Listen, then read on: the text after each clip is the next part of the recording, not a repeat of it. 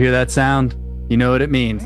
It's time for another episode of the Grunge Bible Podcast, Saturday Beers edition. My name is Ethan Shalloway. I'm joined by Chris Salona. And then we have two wonderful guests. Everybody knows Drew McFadyen, our producer. And then we have a new face on the pod, Sam Kulp. Sam, Drew, Chris, how is everybody doing today? Lovely. I'm Absolutely lovely. Okay, we'll hit the lovely hat trick. Ethan, can you make it 4? How are you doing? Lovely. There we go. 4 for 4. So everybody out there that doesn't know Sam is an old friend of ours. He's a music enthusiast. He's the guy that when he posts a song onto his story, you go and listen to it. You know, we can count on him. Drew and I were in a band back in high school with him. So we've had some stories where he's probably come up.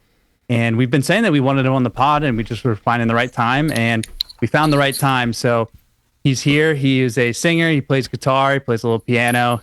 He's a huge Wonder Years fan like Chris. We saw him in Philly at a concert.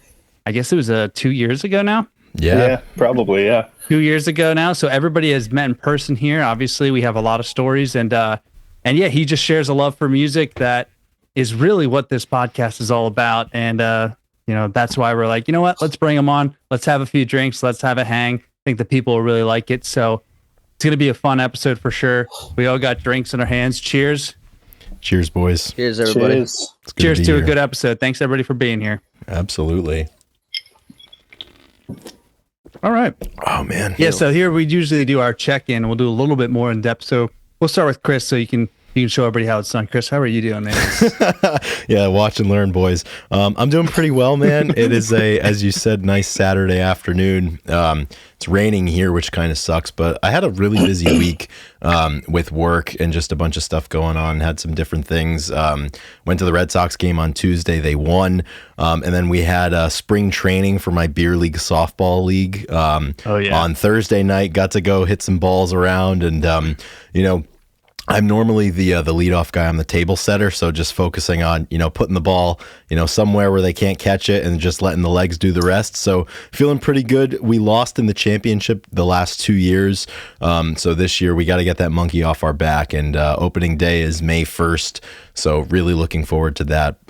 Had a good lift this morning, and now I'm here podcasting with the fellas. So by all accounts, I'm doing pretty well.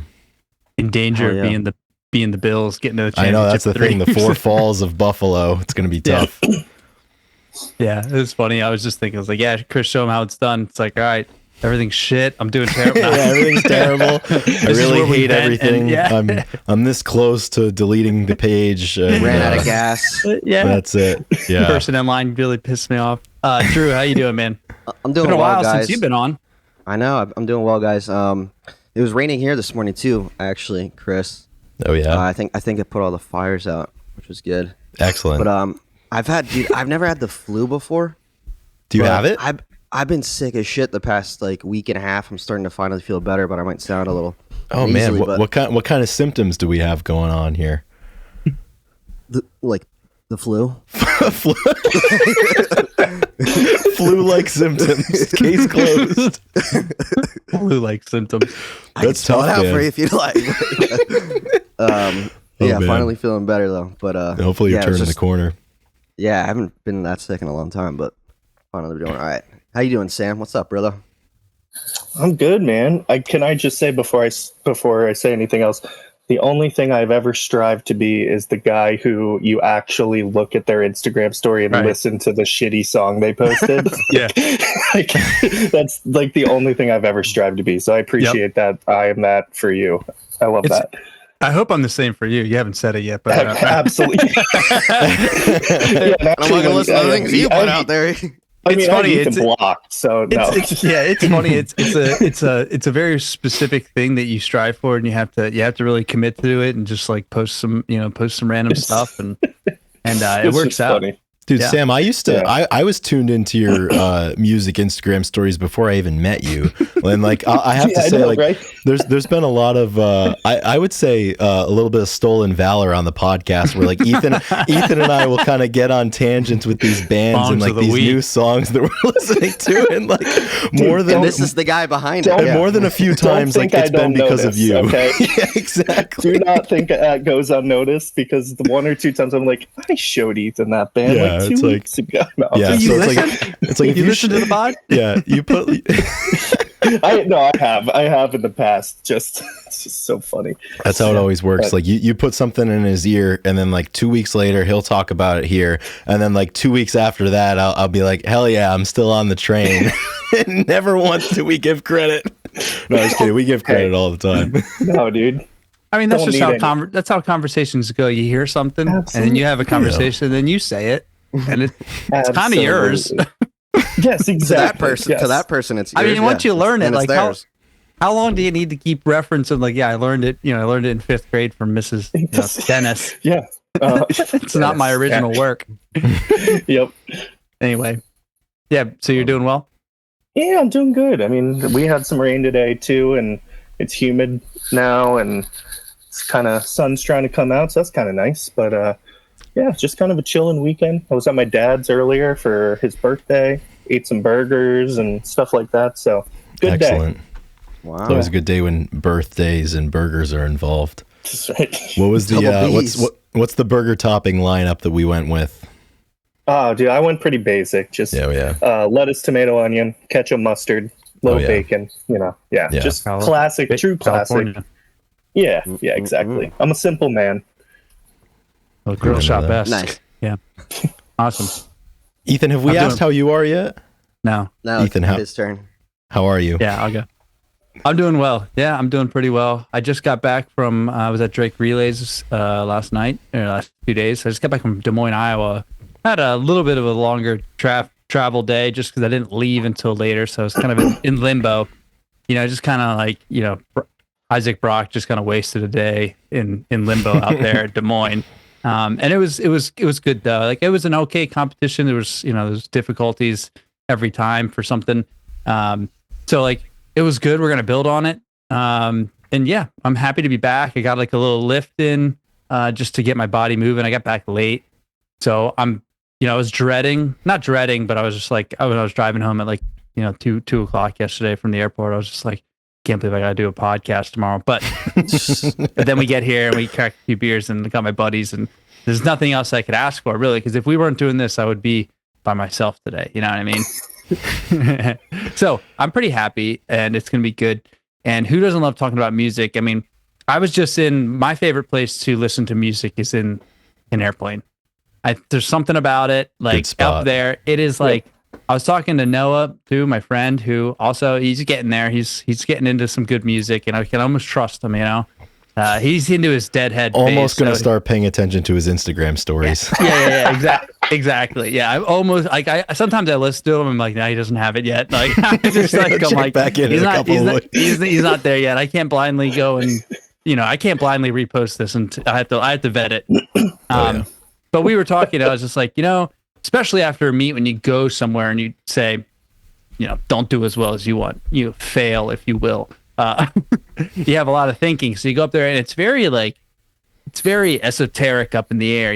You're flying over, you see, like I saw all these clouds. It was sunset, so it was just a beautiful scene that you're not going to see anywhere else. Where below you is the cloud coverage, and and I was listening to Ugly Casanova, because we're going to talk about them a little bit. Or I was listening to a little bit of the Granddaddy albums that I saved, and a few just random stuff, and I'll bop around, and I feel like every music hits when you're 30,000 feet up in the air, and you just get thinking. I don't know, it's something like, it's just it's like listening to music when you're in a vast, when you have something to look at, but you can't do anything else. That's why movies are also good in the air too, because you're just like focused in. So that's my favorite place to listen to music, I think. I mean, the car is really good, but you have to like pay attention. This is just like, you just have to zone out. You're in airplane mode of life, Dude, And you know on what'd your be phone. so cool. Ethereal. You know, it'd Yeah. be so cool. That's a great point, E. Private jet situation. Listening where you have rooms, a yeah. sick sound system, no headphones, up 30,000 feet.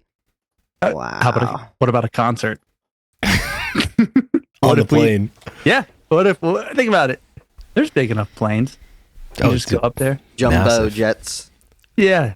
That's actually pretty sick. You have a listening room. Dude, we should do your producing up there. Oh my god, dude. Sounds like a Wow. luxury business never thought idea. of I mean, before. if we Yeah. get like, Sounds like a luxury business If we get, like, idea. three Come up more with a good invention. I'm Here's sure the a lot thing. of producers do a lot of work in the air. So I mean, I've that could be never our whole seen that thing. before. Like, we get a couple more Patreon supporters, and I'm sure we could probably finance that. Get that off the ground, so to say. Exactly. was this is a too bougie easy. business idea, but it's good. All right. So That's good. That's good. before we rant too much, let's get through some of the house cleaning stuff. So if you're out there Housekeeping. listening, Yeah. what did I say? House cleaning, housekeeping, House cleaning. Yeah, that's okay. same thing. Clean housing. Is April. Thank you everybody for listening, showing your support. We do have a Patreon. I always say patrons, Patreon. We have a Patreon that you can go and support. We have a $2, $5, and $10 tier, and we also have your choose your own path, your ability to make your own tier, which has recently been exercised. And Chris will get to the names in a second, but if you guys could just think about that while you're listening, be like, you know what, these guys are pretty good. I think I do trust them on music. Maybe it's time to give $2 a month. Shitty cup of coffee, as we like to say. And you can have it, or a shitty beer while you're having the episode. You could pay for one of these Even better. beers. Yeah. So thank you, Absolutely. everybody. Yeah, so it is time to thank everybody, and we can ring the bell this week. Somebody heeded our advice last week, and we have a new member of the top tier, the $10 tier.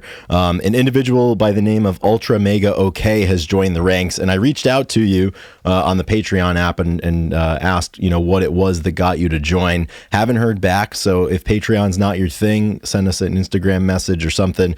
Let us know why you joined the Patreon and what your episode topic of choice is going to be. If you join the Patreon at any level, we will reach out to you and you can request an episode and we will get to it in time. So thanks, Ultra Mega OK, for your support. I would also like to thank the other members of the top tier who we name every single week. Checking in at the Supreme Overlord $15 tier that didn't exist until they decided to create it. Abraham is the cutest basset hound ever, which, this is very serendipitous. This podcast comes out on April 28th. April 27th is Abraham the Basset Hound's 12th birthday. So I raise my glass high to the cutest Basset Hound ever. I'll drink to that. I will definitely drink to that on Abraham's 12th birthday. I hope, dogs can't really drink, but like whatever the equivalent is, Who says that? I mean, they can't. My dog, when I was a kid, my dog got drunk. Dogs can drink. Oh, yeah. I've seen a lot of drunk dogs in my days. I've seen a lot of them in my day. So hopefully. Newman Pellicati, Pellicati's dog, obviously, he likes to drink. Yeah, he gets fucked up. They've got the habit. So thank you and happy lightweight. birthday. And like in my head canon, like I know Abraham's owner Susan is, I believe, the Patreon owner, but in my head I like to think that dog is giving us money. Abraham himself is the member of Patreon. He's putting his money towards the Grudge Bible podcast. So thank you and happy birthday, Honest Abe. The other members of the top tier are A Bit Dusty, Black Hole Sean, Doug Endy, D-Boat, Eddie Vedder got me through my second divorce, Gochu John, Apona, Jamie Lynn, Carleen Solona, Jade Mercado, King Buzzo Stole My Hair, Nikki 6, Millie, The Michael Dooley Project, Russell, Seattle 4 Fanboy from New Jersey, Sunshine Slackers, Sherry Matthews, and What the Fuck is Up Denny's. So thanks, gang. And this podcast is basically just turned into a Trojan horse to hang out with the fellas. So thank you for financing these hangs. It's really great. Mm-hmm. And as Ethan said, guys, it is as small as just $2 a month. Anything That's helps. it. It's kind of weird. Like those little small decisions that we make in life change the world in some capacity. Oh, So, yeah. if somebody makes a $2 donation every month, Changing the world. it changes the world. I mean, a lot of people get a lot of. We all get, a lot of pleasure out of this. So, you're changing our life too. So, Damn thank you right. very much. Absolutely. That's right. So let's get into this day of music. So Sam, we like to go over what happens in music history. So if we're going way back, I'll start it off. In 1953, Kim Gordon of Sonic Youth was born, and we've definitely talked about Sonic Youth in a few episodes where we say bands that we should listen to a little bit more. But Kim Gordon's a rock star, and we love when the Sonic Youth comes up. Sam, Yeah, let's see. How much of a Sonic Youth fan are you? I think Like, where do you stand? I should be more, you know. I like, the big stuff from them, and then sometimes like I like some crazy stuff all over the place, but Yeah. sometimes I can't make it through an album because it goes so far off the wall, you know. But Kim Gordon's album, I think from last year, was her solo album. I think she put it out last year. That was really good. Yeah, it's a time and place. Sometimes me and Chris talk about blind spots in music, and like for some reason, like the end of the '80s, kind of like more alternative than like heavy rock and stuff. They kind of get lost, and there's a lot of really good bands that like in sounds that I really like. Like I really do like the Sonic Youth sound. Yeah. Like it fits a lot of the stuff that at my core is what I like in music. And there was a ton of bands back then, so there's always like it's always like a big undertaking to go back and really like take it all in. So I should listen to a little bit more, but I'm also like, it's just the way my musical development, my road has went. Like I just missed the time, and I really could have, I picked to spend all my time with Modest Mouse or something like that. Yeah, so, that album, the green one with like the candle on it, I think it's Teenage Riot or something like that. That album, I think, is like their most palatable, and I really dig that one a lot. Right. But some of their early stuff, like Goo and like it just gets a little wild for me. But I still I appreciate it. It's just not always what you want to listen to. You know? Yeah, they fall in that category of, Sonic Youth are your favorite musicians' favorite groups, Exactly. And you always hear about them in the conversation of influences. Like, and for some reason, just because of that logic, like I always think of them and Dinosaur Jr. in the same breath, where it's just like, anybody who made music in the mid to late '90s is like, these guys were just the best, and I just it's been a bridge too far for me for a long time. But then again, like I haven't necessarily spent the time, but all those bands that are out there impacting and influencing everybody. Yeah, it's incredible. I just want to highlight something really quick. Sam Let's do it. just was describing the album artwork to That's deep. cite an album. I don't think many people are going to be doing that in the future, unfortunately, because this is a man that clearly buys the physical product. He looks at it. He appreciates it. You don't think people are going to continue that? I'd be surprised. Let's put some. I think it's a fantastic sentiment. I think it's fantastic. I haven't heard somebody describe an album artwork. It's truly 10 years. It's easier nothing to do other than I'm so bad with names. Yeah, I'm so bad with song easier titles, than going through the names. album titles. But I can always picture but I do have that CD. So if that means anything, hell yeah, from high school. I just haven't heard somebody do that since the '80s. So. That's what we do. We're old school here on the Grunge Bible podcast. The next event on this day in music history, a fan favorite. I would assume the people listening love when this guy comes up, because we definitely do. On this day in 1964, Elvis Presley releases Viva Las Vegas. And once again, I mean, just absolute hit factory Elvis was.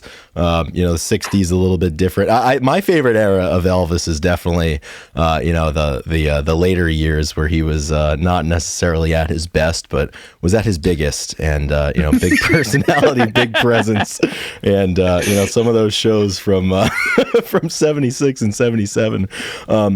Unbelievable. So I'm just going to really quickly confess to something. So on my work laptop, like I work a lot with YouTube and just digital rights management and stuff. So it's very important that I keep my work YouTube account tied into the algorithm for the things that I work with, right? But one time, like 8 or 9 months ago, I slipped up and I was podcast prepping or something, and I had my work laptop near me, and I just pulled it out, and under my work YouTube account, like I looked for an Elvis video, and to this day I still get suggestions in my algorithm for Elvis, for like live Elvis videos, even though like I only searched it once and it was damn near a year ago, but YouTube just wants to feed me some They know Presley. how much you want it. You yearn for the Elvis. Exactly. So I mean, who am I kidding? He's the king. They're right. Yeah, they're right. Not wrong. They are correct. That's great. Biggest cover artist in the world. Oh yeah, like 2 songs. it's doing it all. That's funny. Drew, do you want to do the next one? 2001. No, go ahead. You do it. Oh man, I thought you might want to. Okay. I had to In 2001, Dido's song "Thank You" climbs to number 3 in America after Eminem samples it for the hook of his song "Stan." The song first appeared in Dido's 1999 album "No Angel," which goes to sell over 10 million copies worldwide. And I wanted to put this on there because Stan was like one of my favorite songs growing up. Eminem was like, I wasn't allowed to listen to Eminem. Then like we listened to Eminem, and then like Stan, like that song for whatever it was, like just how it was set up, like the 4 verses and just built, and then like he responded to the letter. If you've never listened to it, it's about a fan writing to him. I believe it's based on a true story, and it's the Dido track is like, it's Dido, right? Is it Dido? I have no idea. Dido. I don't know anything about this bullet. Dido, I don't know anything about Eminem. I didn't even know what samples were back then, and then all of a sudden I heard that Eminem didn't come up with a track. It's like Dido track, and but like the format of it was really intense. There was like raindrops in the background, and it was like everything for 16-year-old Ethan. I was like, oh my gosh, like the song, like listened to it a ton, and I was like, that's pretty crazy. And yeah, it makes sense that like when things get sampled, that the original gets really big, because it gave me a lot of insight on a band I never would have listened to before. So Dido. I don't know if you guys had similar feelings towards Stan back in the day. I thought maybe Drew did. That's what I wanted you to. Dude. So I tried to set it up for you. Yeah, in like 7th, 8th grade, you're listening to it, and this is so real. It's so raw. It's like, and then at the end, the climax of the song, it's like, oh my gosh, like this is a little messed up. Now almost think about it. Damn, it was you. Yeah, I think I was gonna say there's also, I don't know if it was a live performance or like a bonus track on one of something, but he did that song with Elton John too at some point instead of the Dido. I think it was a live version, or that's crazy. I can't remember, but either way, that also sounds pretty cool. Because Eminem collabed with Elton John. Yes, he did. Yeah, that is baller. I did not know that. Yeah, it's all the same song. It's just instead of Dido singing it, it's Elton John singing the chorus. But yeah, it was. I can't remember if it was a live performance or not. But either way, it was. I remember that being like, whoa, Elton John, like it's crazy. That's really epic. It's Eminem is fascinating to me, and like, we were pretty young when he was like at his best, or he's still like putting stuff out, but like when he popped and like through the way he came up, and hearing like old heads or older people that were like, especially like people that were in rap, hearing like talking about Eminem and how like culturally what it meant to have like a white rapper come out, and how he like got a lot of respect, and there was like flack, but he was so good that they had to like, that they respected, and they really like rocked with it. Like it is, I there's some of my favorite interviews hearing people talk about like his rise and how good he was, because he really like, you listen to the lyrics and stuff, and he's one of the best, definitely one of the best of our generation, like hands down. He's a one of a kind guy, and if you like or not, if you do or don't like his music, he's still like, it's just really good. Oh yeah. You have a good point of like listening to other like really respected rappers that have been around forever, like talk about him. Like it's like, okay, well, it's undeniable. Like he's incredible. Like it's like I have my opinion, and then somebody who knows what they're talking about has their opinion, and I'm just like, all right, that makes more sense. And like I'm just not gonna, I don't think I'm gonna fight it as much. It happens a lot where you hear like somebody that like was basically there when it happened, if it's older and stuff, and or they have a lot of respect for it. I'm like, okay, I can do that. I've always had respect for Eminem, I think. So, Chris? Oh yeah. Let's move forward here. This one is, I think, right in our wheelhouse given our age and if we were plugged into this at the time. But on this day in 2003, hot off the heels of the worldwide success of the iPod, Apple launches the iTunes Store, which is notable because it was the first legal music downloading app, putting to rest all of the LimeWires and the mega shares of the world that I'm sure we were all well versed in back in the day. And this was important. And I remember the first songs that I downloaded on iTunes that I purchased. I got an iPod Nano for Christmas Christmas in 2004. So I would have been 8, and plugged it in. I wanted to buy some songs, and it was like shortly thereafter that the Kid Rock song "All Summer Long" was quite popular. And so, kind of speaking about how like a sample reintroduces or makes more popular once again, the thing that is being sampled. Me being 8, not really knowing how to, use the computer that much and not knowing what the song was called. I saw Sweet Home Alabama by Leonard Skinner on the iTunes charts. And I was like, I listened to like the little sample that they had before you could purchase it. And I was like, damn, like that's the song that I've been hearing on the radio. It's awesome. So I bought it, and it obviously wasn't the Kid Rock song. But I didn't have Kid Rock. Yeah, but it started. I was pissed. I was like, why would I want to listen to this? 99 cents down the drain. Yeah, exactly. So I started, and that started introducing me to like the Southern rock, classic rock stuff at a young age. So I purchased that song inadvertently. I purchased Feel Good Inc. by Gorillaz. And then my third purchase, I think because it was like popular in my friend group at the time, but I purchased the song Laffy Taffy by D4L, if you guys remember that one. Huge. That was the trinity that the first dude. songs that ever made it onto my iPod Nano. Laffy Taffy changed us elementary school kids when we Absolutely. first heard that. Yeah, that was a great era Slow too. Motion by E40. Oh yeah, that was such a good era. Like when you were a kid and like you were getting introduced to music that like was discussing things or had lyrics that like you did not understand at 8 or 9 years old. And like you're singing along to them, or if you like if like a parent or somebody like sees or hears what you're listening to, it's like what is that? You're not allowed to listen to that stuff. And that was definitely one of those songs. It's fascinating to me that like obviously Sam, Drew, and I grew up in Bartow, Pennsylvania, Beckelsville, and Boyertown. That's where we went to school. And Chris, you were in Rhode Island, and this was before social media, before all this. I guess iTunes shared a database, but like the Laffy Taffy, like the stuff that was passed around through. Like it's funny how like the sects are kind of the same back in the day of kind of like I've shared experiences with different friend groups, and it's still so similar. And I remember Quinn, you get songs from your older brothers or sisters back in high school, but it was me and Sam we were next door neighbors, 2 doors down, and I wish it was 3 doors down. I'm like, it's not my time. And so we shared it. We shared the bus for many years, and that is probably besides the airplane. That's the best. That's the holy grail The of damn listening school to bus, music. dude. The school bus, man. I mean, you learned everything. You had your first cigarette on the bus. You had your first, you saw your Probably your Playing first bloody kiss. knuckles on the bus. Yeah. Bloody knuckles. You mooned your first car on the bus. Yeah, Like, first time you flipped somebody off too was from the back window of the bus. first time you have a kiss, like everything.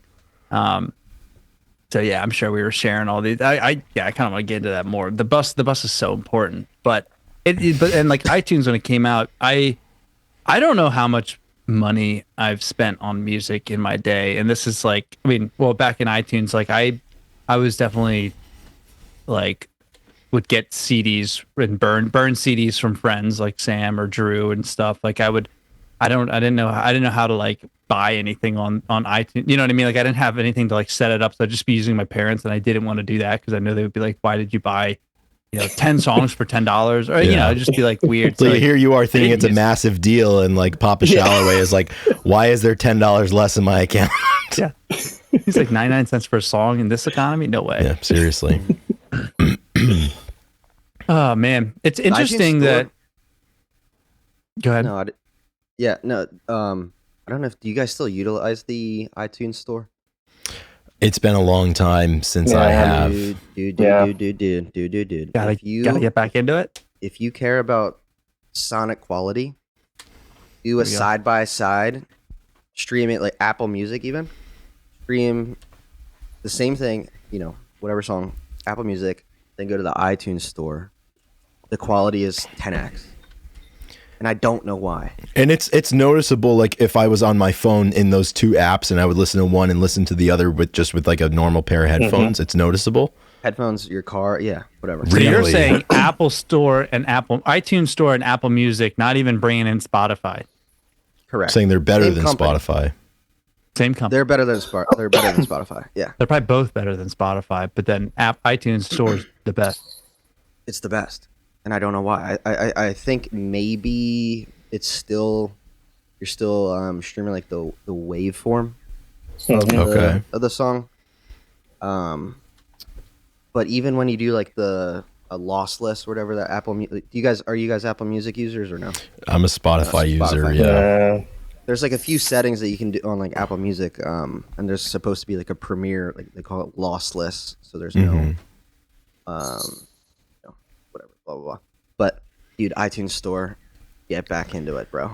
Get back into it. Yeah, I found my my old iPod Classic not long ago with like like the Music big videos wheel on it. Time and machine. everything. Oh, Just the wheel, so man. so many songs. 164 gig brick, and Oh yeah. I charged it up and I put it on my stereo, so I had like the jack in. And Drew, you're completely right. Like the songs Way that I either better. downloaded from CDs or from back in the day bought from iTunes. It just it's astounding. It's so Yeah, clear. no, Like it's insane. It's crazy. Yeah, same thing. Like if you stream something on MP3, then if you put the physical CD in your car, most cars don't have CD player anymore, but it just It's night and day. it fills the fucking cabin. It's Yeah. crazy. Yeah, That's yeah, wild. That's awesome. I remember when Drew after one Christmas he had a new iPod at home or whatever, the iPad Classic, and he was watching music videos. I was like, what the hell? Oh, yeah, because you can watch music videos on it. That's right. Download some music videos. He's like, check out this new Linkin Park video. I don't know what it was. what I've done or something. Definitely Linkin Park. I was like, remember- is that Optimus Prime? He's I remember Dragon Eric- Box. No divide. Yeah. Eric Crow had he had the whole entire South Park movie on his iPod Classic, and we would watch it on the bus. Walking around with it in your pocket. That's awesome. Eric Yes, Crow, dude. an old boy or two, Yep. comrade. Yep. That's funny.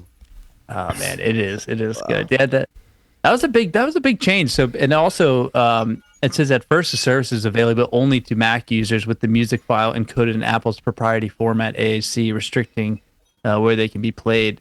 So I'm sure, when they first kind of what you were saying, I feel like it was it's revolutionized the music industry. So it's just so different how it's changed and how accessible everything is, and how many platforms are doing something similar, having a way and maybe losing quality because of it, but also I'm sure that quality, they should be able to fix.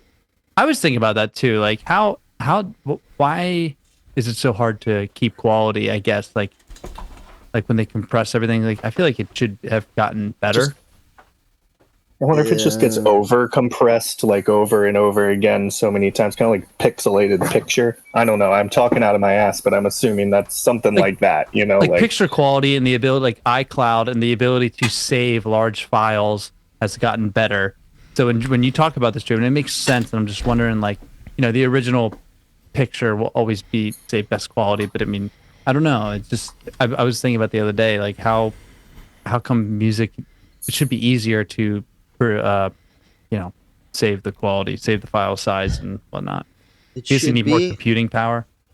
I don't know. I don't know if it's. I think it's potentially unavoidable in a sense that because software still, weirdly enough, does kind of operate like hardware a little bit. Where if you mail a letter, the more people that handle it, the more places it goes. It gets a little crinkled up.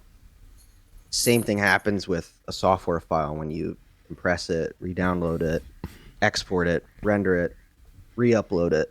It's just constantly getting a little crinkled. So I don't know enough about the topic to say what the future holds in terms of keeping quality, but they've done a pretty goddamn good job. But yeah, it's kind of it's just signals. It's the same thing. While a bass cable is going to be better than a guitar cable, it just handles the format is larger, the landscape's larger, you know. So vinyl, CD, wave, Yeah. MP3, All right. AAC, you know. All right. Got the last one here.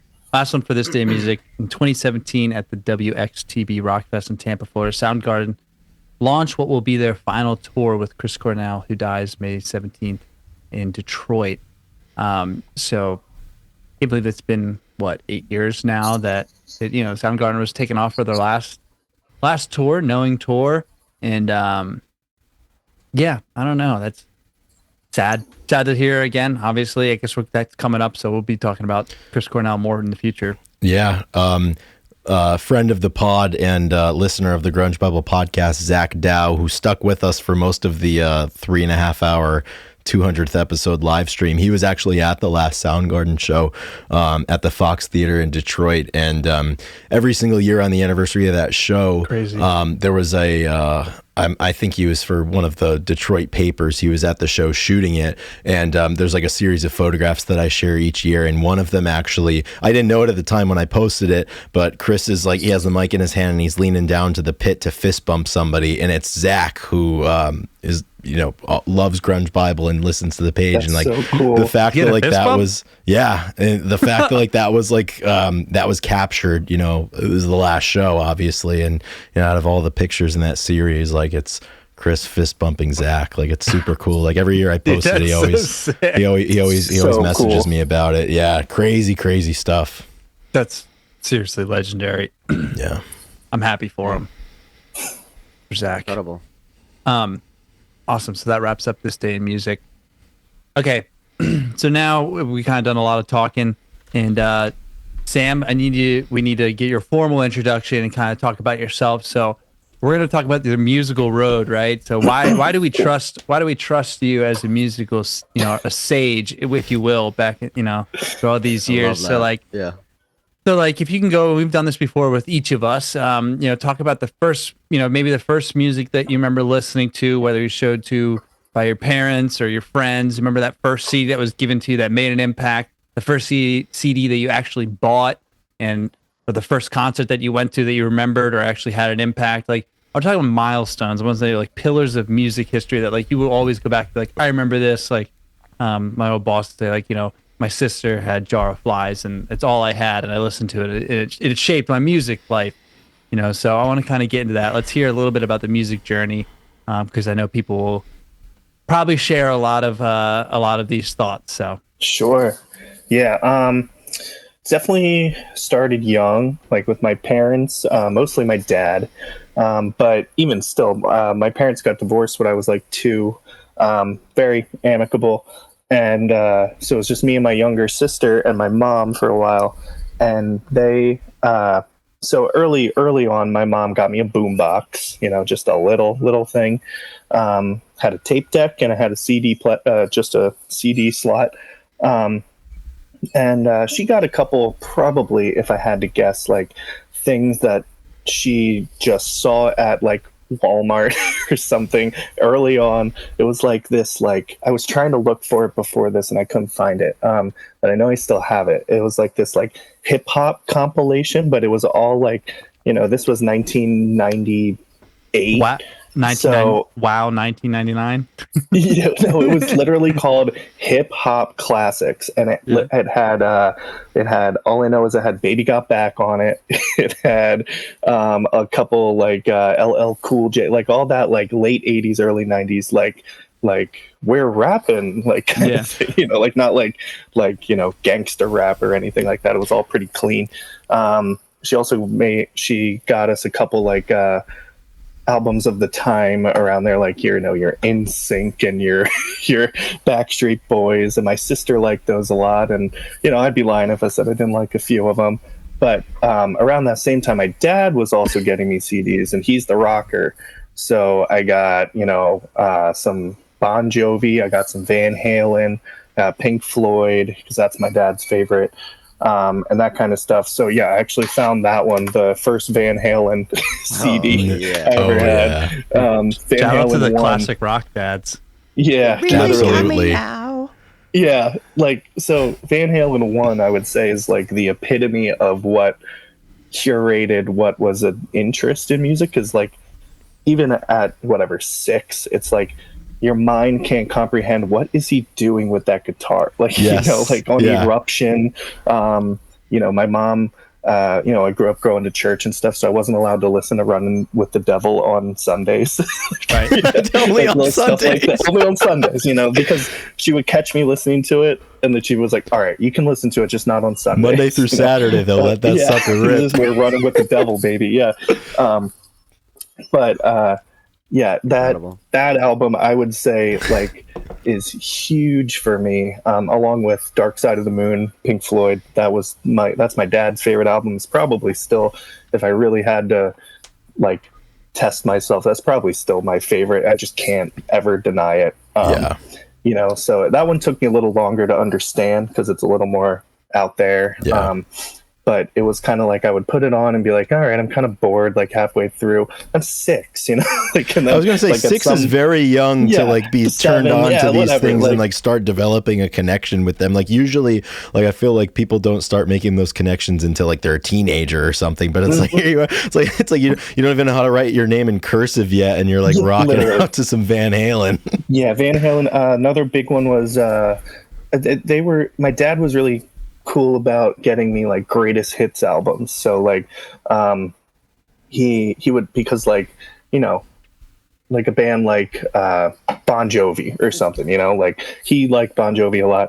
And so it would be like, okay, well, I'm not going to just get him New Jersey, and I'm not just going to get him this one. I'm going to get him, you know, the compilation album, best of the and that best. had all the hits on it. As, you know, a young kid discovering music, that is, like, the best way to figure out, like, oh, I do like this band, and then you can dive deeper, you know, whichever avenue you want to go with albums or whatever. So that was huge, like, getting a bunch of different greatest hits albums as a kid, you know, really diving into that 70s and 80s rock stuff to, you know, branch out from there. And, you know, as I got older, into more punky and, you know, underground stuff, and, you know, so, but yeah, the Van Halen, I would say, is pinnacle.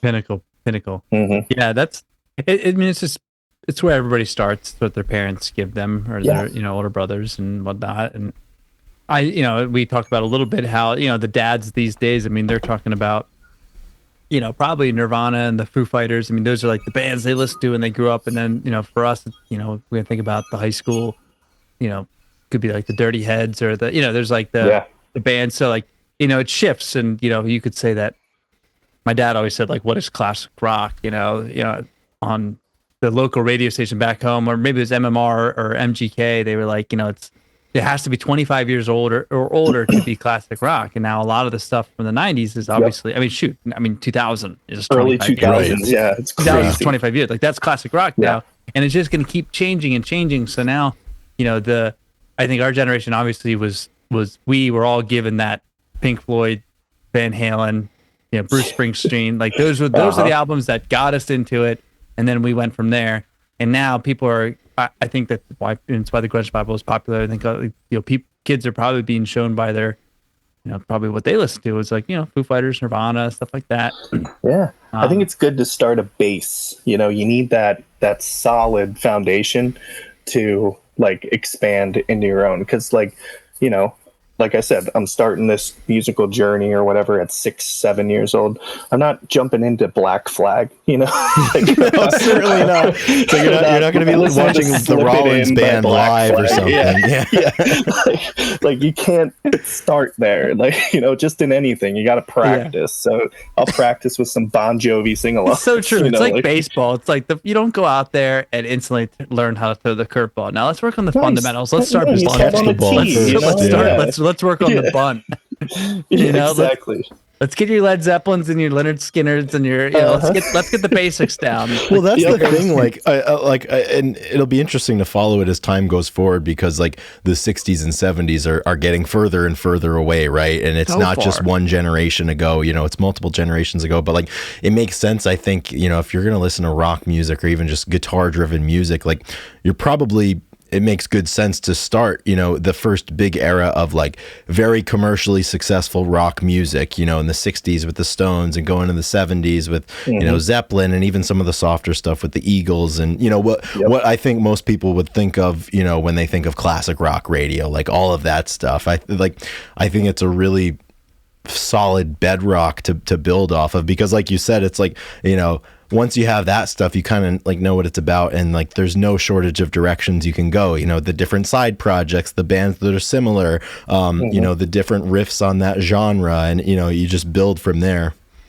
Yeah, I think it like you know, like starting with, like you said, like the Eagles or something, or like Jackson Browne was a big one for my dad, showing me as a kid. Like, you know, that is like some folky, like kind of almost country, like relatively easy music with great lyrics. So you fall in love with songwriting. So then you can go the avenue as you get older, discovering your own music, like finding other singer-songwriters. And then you're getting into your Joe Pug and you're like all this other like stuff with like these incredible songwriters that you would have never heard of had you not maybe heard the Eagles when you were 10 years old, you know? Like, so it's, you know, and Black Sabbath as metal, you know, like start there, work your way up, because it kind of like, yeah, it's kind of crazy. Like, I'm gonna make the case that the Eagles might be like the best place to start, because like you can go to like the soft rock stuff, and like if you like the softer stuff, then like you're getting into your James Taylors, and then before you know it, you're listening to Nick Drake or Jackson C. Frank. But then if you like the more rocky stuff, you know, you learn who Joe Walsh is, and you start listening to the James Gang, and you get into some of the bluesier stuff. And like from there, you know, you've got like the singer-songwriter, like, you know, Greenwich Village type stuff, and then you have like the stadium rock, you have the blues rock, and then there's no telling where it takes. Their harmonies and stuff, you can even get into soul vocals, music, like all the vocals of it's these bands insane. are great. Like, like I think you're right, the Eagles is like the perfect pitch down Main Street. Like it's like this is the family tree of music, right? You got Eagles, Pink Floyd, like the Black Sabbath if you're doing the metal. Like, I mean, you have your family tree of where you start for this stuff. And you know how my dad, I don't know. I mean, my dad's an Eagles fan, but that wasn't like, I mean, he was a big U2. Like, U2's at the top of a tree for a lot of people, I think. Nice. But like, the Eagles, like the way I kind of got into them, I think, was, you know, every 4th of July, every Memorial Day or Labor Day, MGK, you know, or the Hawk, 99.9 the Hawk, or WMR. Top 500 rock and roll countdown, baby. Nothing number beats 496. Nothing beats a holiday countdown. I remember when I heard Bad Company had a song "Bad Company" off of Bad Company. I was like, "What?" I was like, "What does that mean?" I was like, "Is the lead singer's name Bad Company?" I was like, I thought the band's name was Bad Company. Yeah. I was like, I thought the band's name was Bad Company. He's like, "It is." I was like, "And this song is Bad Company." He's like, "Yes." Yep. And but Hotel California or Freebird was like always number one or two, just depending on how the people voted that year. And I was like, they do this every year. I was like, they do this every year, and it's the same. Always going to be the same list. Stairway to Heaven, number 3 for sure. Always. Like, you know? If it wasn't one, those are the top 3: Stairway, Freebird, and. You know, and then we listen top 10, like Radar Love would get in there. My dad would be like, this is a good song. And, and that's all. He said that. And like ever since then, I'm like, if I need a good driving song, like my dad says this is the best driving song. So he's not wrong. I'm going to listen to it. It's crazy though, because you think about lists like that, and like I feel like all 4 of us and a lot of people listening, like there was a point in time where like we genuinely in our heart of hearts believed that like Stairway to Heaven was the greatest song in the world. Like you heard that for the first time. It's like nothing will ever top this. You know, I don't know if I can change that either. It truly is amazing. Yeah, like it's hard not to still, you know, kind of have that gnawing and like feeling guilty when you're like, well, that's not the greatest song of all time. Yeah. Like a little like twinge of guilt in the back of your head, like, no, it is. You know? Well, the tough part about, you know, musical fatigue and this stuff is like, okay, like, you know, how many times have we listened to Stairway to Heaven at this point, or like Smells Like Teen Spirit? It's just something that like it's never gonna have the initial feel. And that's why music discovery is so important, because, you know, once you listen to a song so many times, I mean, it you know, just has its effect, like everything does in life. And so sometimes I'm like, no, you know what? Like this song really like, all right, I've listened to it a bunch, but like it doesn't just move down the list because it's old to me. you know, Yeah. on those mega lists, I guess. Yeah. Yeah, those are 500 always so fun. much. Yeah, It's so much. It is Or like we did Rolling it. Stone puts out like whatever, they're every like 5 years they update their like top 500 albums of all time or whatever, and I was like, how do you even calculate that? Because like you have like the most iconic and influential albums from every genre that has ever existed. And like you can't like, and you're still gonna put like Sgt. Pepper's #1, I'm sure. Like, you know, like, so like not knocking it. I love it, you know, and You Beatles can knock and stuff it. I was like just that, saying, but, are you like, are you a Beatles guy, Sam? I am, yeah, sure, yeah. I would say like I'm not. You don't need I to hold back. No, I understand. We're not Beatles. We've made it very clear on the pod that, you know, we're not Beatles guys. Okay, so in my head, Beatles. I'm like, yeah. In my head, I'm like, yeah, they're great. And then I listen to something and I'm like, it's okay.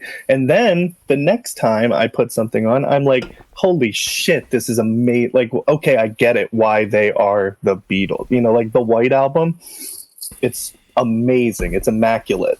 Even double-sided album, like a two-disc album, and it is like all killer, no filler, except for like maybe 2 or 3 songs. Sgt. Pepper's, in my personal opinion, might get yelled at, a little overrated.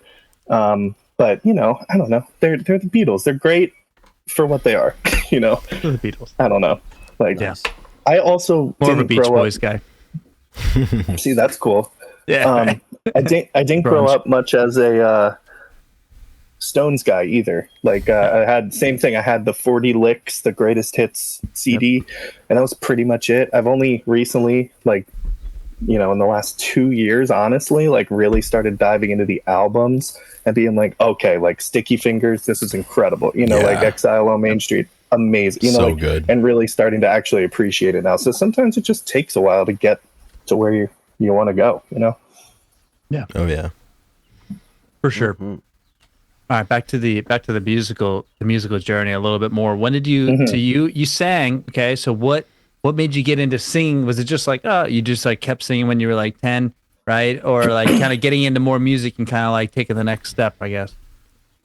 Yeah, I mean, it's hard to tell because I just started like in like elementary school. You had your music class and you would have to sing in the choir. You were required to sing and to put on a performance every Christmas or whatever.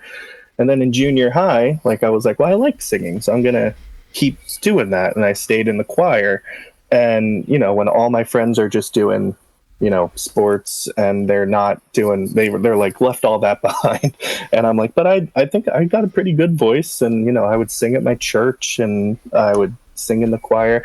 And then, you know, I was like, whenever you guys started, like Ethan Jamming. was playing drums, and I didn't even know Drew yet. You're just like, dude, this guy, he plays guitar and he's pretty good. I was like, okay, cool. Like, and they were like, we need a singer. So like, all right, I came over to the bar and hang out. And then it's like, okay, like the first time, I don't even remember what the first song we would have tried to play is. It was probably like Plush. a Three Doors Down song or Plush. Kryptonite. Kryptonite was an early one. Kryptonite. Or like, Definitely Kryptonite. it was Kryptonite probably was a big one. Kryptonite.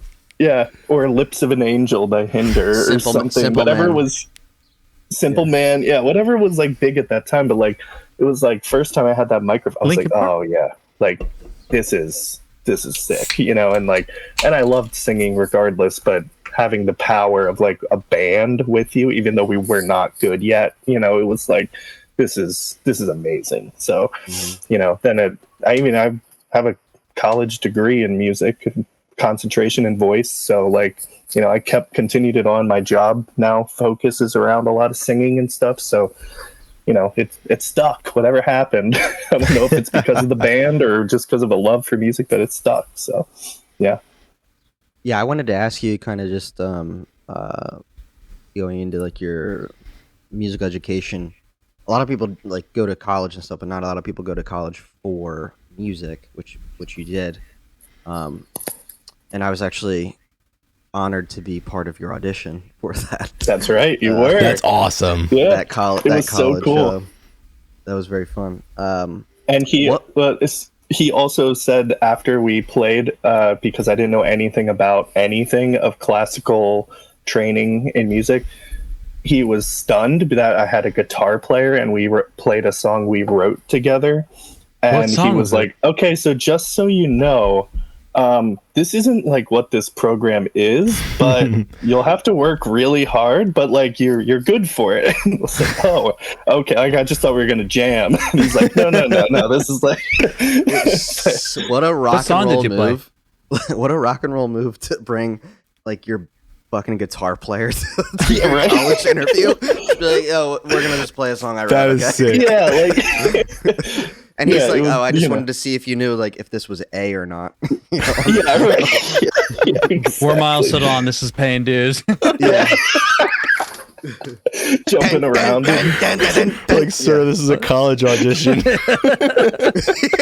dude, what a rocker move, dude. I never really thought about it that much. Dude, and then we got so Olive cool. Garden afterwards. So good. Yeah, we did. Hell yeah. It's the only place to celebrate. What song did we play?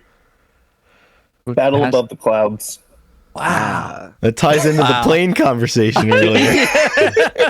Let's go. I would not. I thought about that song. I thought about that song recently. I would not have picked that for the audition. That's great.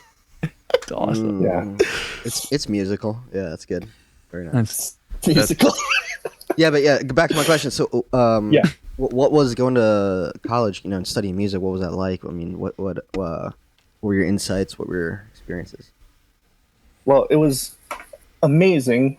I mean, it was like kind of like he told us when after we were done the audition, it was a lot of work because I had a lot of catching up to do because I'm coming in like I sing in a band and I can like kind of read music in the choir and like that's it, just like I just want to rock. Like just a pure love for music. That's it. So like I had to learn all the scales. I had to learn, I had to learn piano. I had to do piano proficiency to graduate. Like, so I was pretty good at one point at piano. I've lost it for the most part since, but yeah, just, learning all the music theory and the music history and stuff I would have never learned. It was amazing, and I got to do a semester down in Nashville, and that was really fun.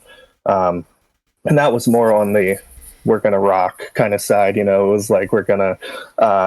I had to write a song every week. I had to assemble a band with my friends and my peers and stuff, and then we had to play it, and then we'd have a concert at the end of the week. Yeah, it was that's like rock, amazing. School of Rock. Yeah, it literally was school, dude. That's amazing. So it was also extremely stressful because the guy Warren was his name. He's still around. He was just absolutely like. I don't know what the nice way to put it is. He was kind of a dick. You don't have to like put it in the the nice best way. In the best way. Like he really pushed you. So like we would get our assignment. Yeah, like in a nutshell, you get your assignment on like whatever Monday. It's like start writing a song. You'd have to have it finished. And like a rough cut with your band by like Thursday. We called that hammer time. You play it for Warren and the rest of your group of what you have. Sometimes it's fully finished. Sometimes you need half a verse yet. And it was the most stressful thing in the entire world. And then you would just finish your song and be like, I nailed it. Like I wrote that song in 3 days. We put it together. We stayed up all night. We did so good. And then he would just rip your song to shreds right in front of everyone. It'd be like, you need to do this. You need to, you need to move the bridge up, or you need to cut this. And it's like that lyric was terrible. I didn't like that. It's like, okay, great. So then you had another day or two to finish it up. And then we do a concert at the end of the week. So it was a lot of like, just, yeah. And this was every week you had to come in from scratch Mm-hmm. with something that didn't exist before and just make it. Yeah. Yeah. 3 days. Sometimes we would have a prompt. Sometimes it was just like write a song. Like one of them was like they gave us a picture to choose from, like a couple pictures to choose from, like write a song about one of these pictures, and it's like okay. Whoa. So then we got to go on a tour at the end of it to a couple colleges through the South. It was the best experience ever. How long was that It experience? was just a semester. Yeah. 1 semester. Mm-hmm. Yeah. We got to live in like right outside of Nashville and go into town all the time. So that was an extension of the school that you went to. They like put you there for a semester. Yeah, there was a couple.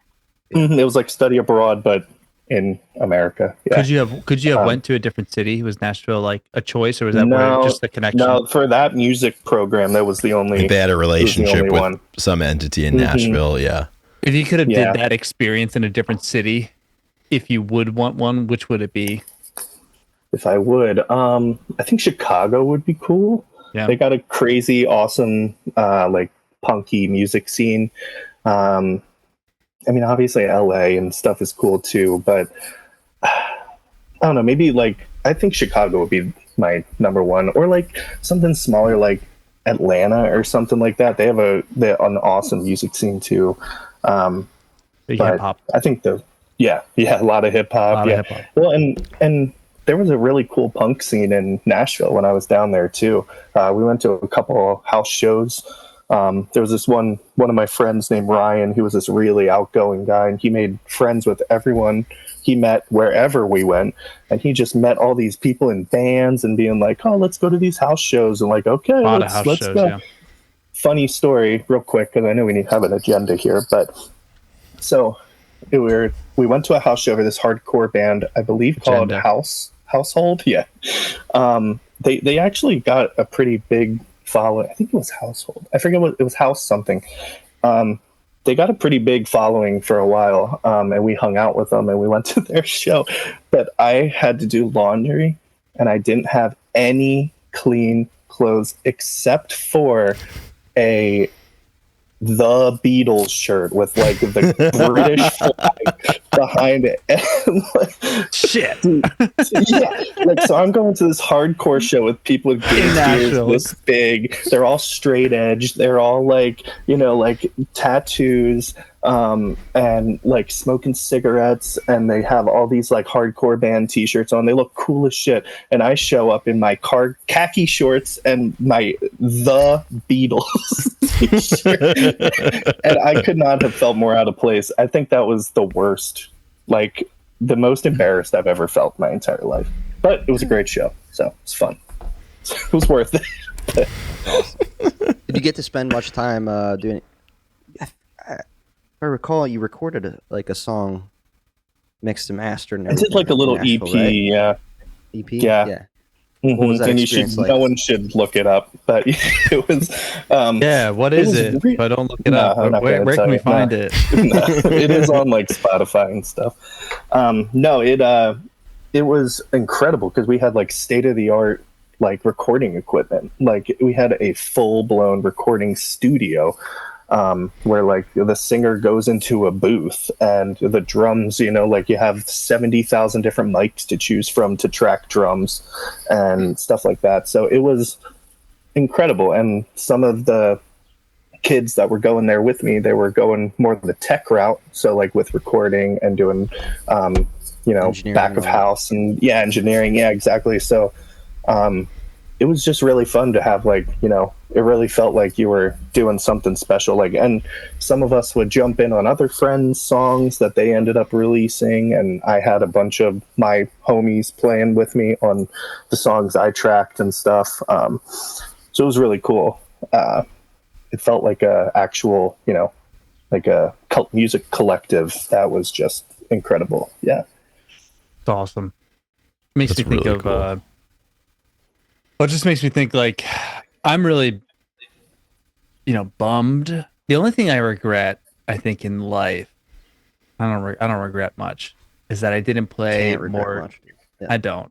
Is that I didn't play more shows in college. Like we play a few like Christmas break or over the summer. Like I wish that I would have been able to play more like house shows. I don't think I played any really. Like house shows in college, like I've been to a few. Went to one in Nashville a few times. It was just so like the scene is. I hope and I believe that it's still going on. I don't think it's gonna die, but like the house shows back in the day are just so cool. And like when you're cutting your teeth and like you're right out of school or right in school trying to make it. I don't know if there's another industry. I'm thinking about like event-based jobs. Like if you were to like do like in sports, like trying to be a broadcaster or whatnot, like you'd have to keep going to like sporting events. If you were like a producer, like I'm thinking about our guy at Chaplin's, and like you just work with so many different bands, and like every night is like a big night for the people that are there, and you're like even if you're just helping them and stuff, you're like along the journey for them, and you get to add.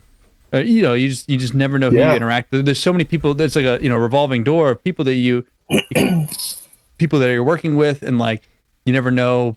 I mean, yeah, just so many like events basically. Like if you played a lot in college, like you have so many different nights where, you had a unique experience. I love that, and I wish that I would have been able to have the time to do it a little bit more. Yeah. I agree. I know. I believe it. I say, Drew, you played a good bit the last 2 years of house shows, right? So I joined my college band the beginning of my sophomore year, and then we played what felt like almost every weekend, for 3 years. Really? So, That's awesome. I remember seeing videos. You guys ripped. yeah, I mean, it's so fun, dude. You played a lot in sophomore year? Played a lot sophomore year, played more junior, played more senior. Yeah. Crazy. Smashing. We would just... Because they were rather lucrative when we would throw a house show ourselves. Just charging people at the door, and then, I would buy guitars and just smash them. Just fucking just buy them to smash them at the end of the show. It was ruthless. It was crazy. That's sick. Fun. So silly. I mean, if a splinter hit somebody in the eye, I just think about how my life could be different. That's rock and roll. It is. What are you gonna do in a basement? What are they gonna do in a basement show? They're probably underage drinking anyway. Exactly. Yeah. Yeah. Good energy. All right. I had another question for Sam. And we can cut this out if you don't want. But you're gonna be a father soon. I am. That's amazing. Yeah. It's crazy. What are you gonna share with your child? Like, what's gonna be like how long are you gonna wait? Oh, immediately. Immediately. I mean, the ride home, It's a boy. It's like headphones. Dark Side of the Moon. Let me show you Black Sabbath. No, I don't even know what the question is, but yes, it's going to be very early. What are you going to share? What's the first thing you want to? What's the first thing you want to put in their little eardrums? Their cochlea. Like you're creating his algorithm or her algorithm. Yeah, right. Sorry, dude. Start like people make a. Is American Idiot going to be? What's the pillar? What's the top of the tree going to be for this kid? It's gonna be the Eagles. Right? It's gotta be the Eagles. The Eagles. Yeah. Slip it in black flag. Come on, it's gotta be. Let's try that. Like, let's see what happens. Yeah, let's test it out. The KKK took my baby away. It's gotta be the first. Yeah. One.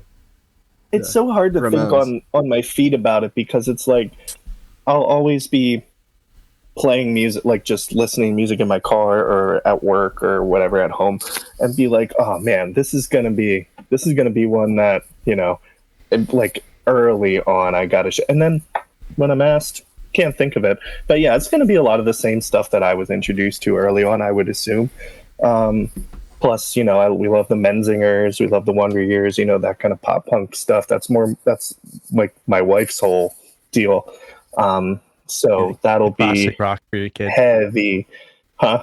That'll be the classic rock for your kid. Yeah, exactly. It literally will be Frank Turner, like all that kind of stuff, where like it's going to be a lot of early on. And I did find this thing that they have a whole bunch of classic like emo albums, but they make them into like lullabies. I have seen these before, like in the depths of Spotify. It's incredible. Like, so like, okay, so even while they can't even comprehend anything, I will be indoctrinating, like early on, the like guerrilla campaign. Putting on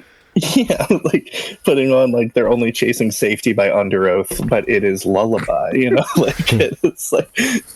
Then when they hear it at 12 years old, it's something in their lizard brain's just gonna pop up and be like, I know this. Like, I don't know, but yeah, I don't dance, know. Gavin, dance. Oh, that's funny. Yeah, dance, yeah. But it's a good transition point. so obviously we the classic rock kind of upbringing, but you do have a probably.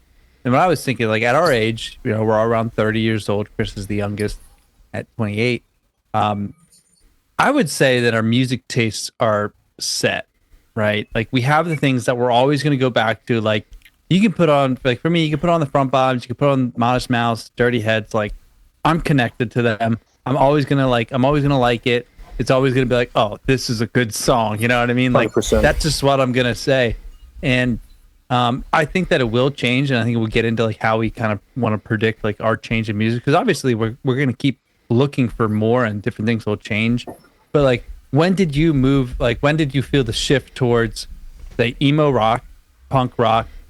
You know, like you referenced the Wonder Years, Frank Turner, the Menzingers. These bands are like so good, and I think that they were in the heyday when we were growing up. I mean, there's still some really good music coming out now, obviously, and it may just because we were in our heyday of exploration with music. I think that I just like for me, like I think that we are set because in those formative years, like music just hit different. Like it still hits now for nostalgic reasons, but like the feelings that we had when we were 15 to 25 are there. You can't replicate them. It's good. It's like it's impossible to feel those type of things because you're like you're really finding out music that you've never heard before. Now we have this huge catalog, and it's like, oh yeah, I've heard this before. That's what I was gonna say. Like, I feel like I would make an argument also that, like, yes, we're set in our ways, but at the same time, we were discovering music with CDs, and like, at least at that younger age. And so I have that CD and I can play it in my CD player at my house or my car 1,000 times. But now you have the whole entire world of music at your fingertips, that even sometimes when I find something new that I really like, I find that I listen to it twice and possibly forget about it because I'm on to the next thing. I almost feel like the just having a smaller catalog, like you said, like really helped like etch that stuff. Like kids these days, I don't even like, do they have a favorite album? I don't know. Like the ones that grew up in the streaming, like only streaming, do they have? I don't know. Like I truly don't know. Like, but I think so. That's something I struggle with for sure. Like even like I said, something I really like. It's like, oh, I listened to that twice, and then I'm going back to try to figure out my top albums of the year list, and it's like, I really like that. Why didn't I go back to it? It's like because 70 other albums came out, like that I wanted to listen to. So I think you can overdo searching for new music, and that's something I'm trying to work on too, because the last few years I've definitely overdone it to where I oversaturate my preferences, and then I don't know any music. Like I have a surface level of a lot of music, but I don't have a deep knowledge of the stuff that I'm really enjoying at the moment. And it's twofold, right? Because that has an impact on, the amount of time. If you're not spending a lot of time with it, you can't really develop that relationship with it. Whereas like, when we all started to drive, like there were only so many CDs that fit in the glove box. So it's like, unless you remembered to go into, your room and switch out, the 10 CDs that you had, it's like, that's what you had. And, you weren't popping one CD in to listen to the fourth song because you liked it. You were listening to the whole thing. And it's just like, I think that has a big impact on it too, where it's just like, there's so much available to us, and always, Thursday night, going into Friday at midnight, all the new music comes out, and you check in the morning. It's like, oh, I didn't even know this band was coming out with an album, but wait, like this band that I've been waiting for, their new album is out. Like, what do I listen to? And then it's like, if you try to listen to multiple new releases, in the same morning, for example, like on your way to work or at work or something, it just, you don't have the opportunity to really listen with intent and develop those relationships. Yeah, exactly. Yeah, it's hard to slow down with that stuff. And I think for me, something I've been more intentional about in a similar fashion to like your feelings on it, Sam, like, something new will come out, and I'll see it. I'm like, okay, like that album's out. Like, I'm not ready yet. Like I'm just going to wait. Like one of my buddies, Austin, who he and I go back and forth on music, you know, all the time, and like we're always letting one another know like when this album's out, that album's out. But like, you know, 3-4 weeks will go by and like I haven't listened to it yet because I'd rather just wait until like, oh, I remember this, I want to go seek this one out, as opposed to like I have to listen to it. It came out this morning, like I need to do it. But it's challenging because it's like there's so many directions that you can go. I've started a running playlist I call my to-do list. I'm sure plenty of people do this, but like if it's kind of like you said, like if it's something I see came out or even something that's old that someone is trying to turn me on to, I will add the most popular song from that album to my to-do list. And then when I am sitting in my car at the end of the day, ready to go home, but I don't know what to listen to, I can go there and be like, oh, I wanted to listen to that album. And then I can be like, okay, now's a good time, and put it on. So it's more of a reminder than anything, but it keeps it all in one place for me that isn't like daunting. Like, you know, the playlist could be 400 songs long, and it doesn't mean I'm going to feel like I need to listen to all 400 albums immediately. You know, like it's just when I get to it. So that's helped me a lot, which is nice. That's a good idea.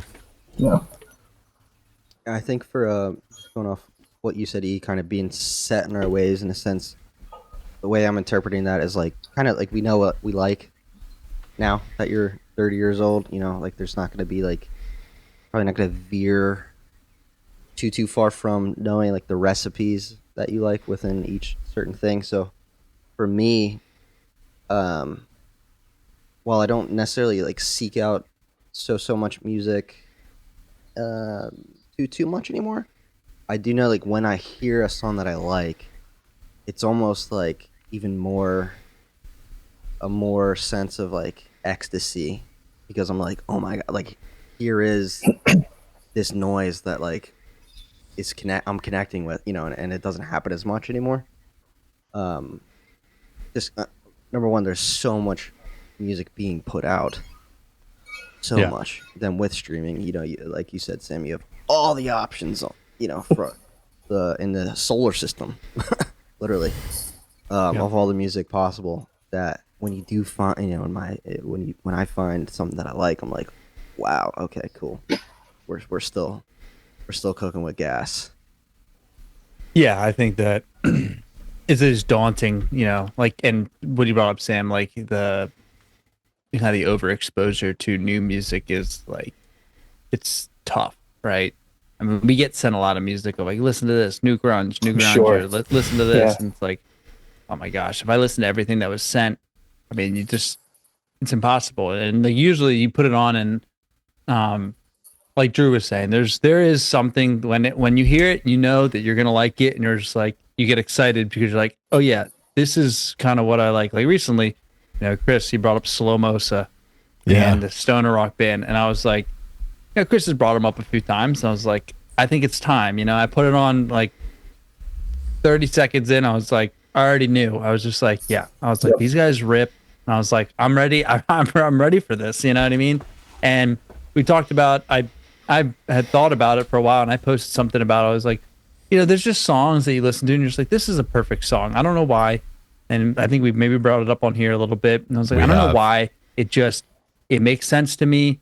It makes me feel a certain way. And I was like, this song, like front to back, perfect. And you responded and was like, I have a playlist that's the exact same thing. It's just perfect song. It's just great. And there's something about music, like, you know, there's something in our tastes and like the way we've kind of grown up. I think with the like hearing music, I mean, we have an ear for it, and you're just like, oh yeah, this song is really good. You know, not going to the sense that it's perfect right from there, but like you immediately know that you're gonna like it and you can go into it. And that is not always, it's hard. It's sometimes like when I go searching for it, like it's hard. It's a hard feeling to get because you're just like, you know, you're like expecting it. It's almost always unexpected that you get that.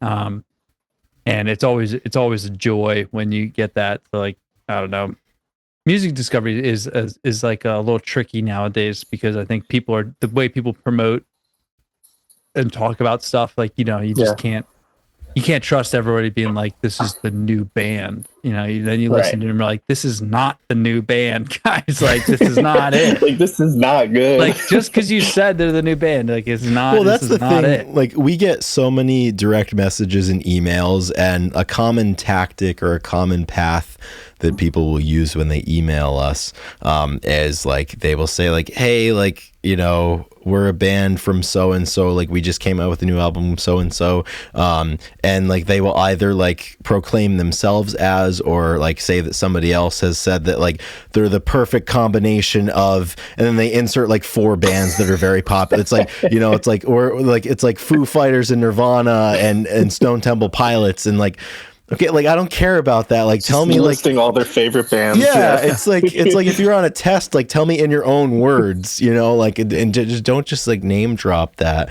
And that's always tell frustrating. Them to be a little more wild with it, to be like, like we're a perfect mixture of Weezer, Radiohead, and Bjork. And exactly. That's something I want to that's hear. going to catch my eye. Yeah, because everybody they're like, oh, like we're emailing or DMing Grunge Bible. It's like we just need to name drop grunge bands, and like immediately from the jump, I'm like, okay, like, just. No, I'll listen to those bands if I'm interested in the sound, that those bands are. But like a little bit early, like it's interesting with like this whole conversation, because we know what we like at this point, and like you can't spend all of your time as a music fan listening to music that you're trying to decide whether you like it or not. Yeah. Like you have to include ample time for like listening to the stuff that that you like, and that's why I get into the rut sometimes where like I'm on the search for far too much time, and like most of my like percentage of time listening to music is like spent trying to decide like whether something's good or not, and like it just makes me fatigued from it. Well, and at that point, like nothing sounds good. Not listening to something that already or that you enjoy. Like if you're doing that for too long, like you said, fatigue is the perfect word, where it's like, well, I don't even want to listen to music. It's like I'm tired of deciding right now. these things. Like I'm just gonna actually sit here, I mean, it's like committing watching a new movie or just going back and watching to the Hunting. hits. Watch Good Will Hunting. I know exactly how I'm gonna feel, and like there's a reason I think it's awesome. I can listen to 2 albums and be like, half fulfilled. Like, damn, I should just listen to like Phantoms by Dirty Heads or something. And now it would have brought back all these memories. Shit. Yeah. I think a big thing too is not this might almost be contradicting what we were just saying, but like being as open as possible. Like I don't know, like I definitely used to be a snob for sure, like music snob, where it was like, well, that band plays big places and big arenas and stuff. They're too mainstream for me, Sure. And John Shanley. Do you remember John Shanley from Boyertown? I truly have him as my like high school age discoveries of music. I have him to thank for literally all of them, pretty much, like the Menzingers, Tool, like all this kind of like just System of a Down, all that kind of stuff. Where like, so then I could branch out again, kind of like when I was a kid. But we were both like definitely like that, like, well, that doesn't sound like it was recorded in a trash can, so that's not good. Like we wanted the most lo-fi, like, well, you've never heard of that band. But I think as I've gotten older, especially my time in Nashville and stuff, we learned a lot about pop music and like stuff like that, and just respecting like what it is. You don't always have to like it. I don't like all pop music. I don't like all hip hop or anything. I don't like all rock music, but like just being open to like accepting like, okay, this is someone who is extremely popular and they're actually really good, which is the main reason I've brought you all here today. I wanted to mention that I hate when people shit on Olivia Rodrigo in your comments. I hate it. It makes me so mad. It's like, why are you so self-righteous that you can't accept a joke? It is a joke. It's a grunge page and they're posting Olivia Rodrigo. That's a joke. But also just like, come on, man, she is awesome. Like, hell yeah, she's awesome. Come on. Like, so no, that was I always complain about that, and my wife was like, "You gonna mention that?" I was like, "Hell yeah, I'm gonna mention that." Like, Absolutely. And I don't even really remember like why I started doing that, but I think I threw it in there as a joke once, and people got so upset, and there were so many comments. I was like, all right, like, I'm just gonna keep doing this. But at the end of the day, like why shouldn't people be excited about the fact that like there's like 12-year-olds that are getting excited about this type of music, and like she had like the Breeders open for her, and like she's like in tune with all that stuff, and like nobody who's talking shit in the comments would like turn up their nose at the Breeders, for example.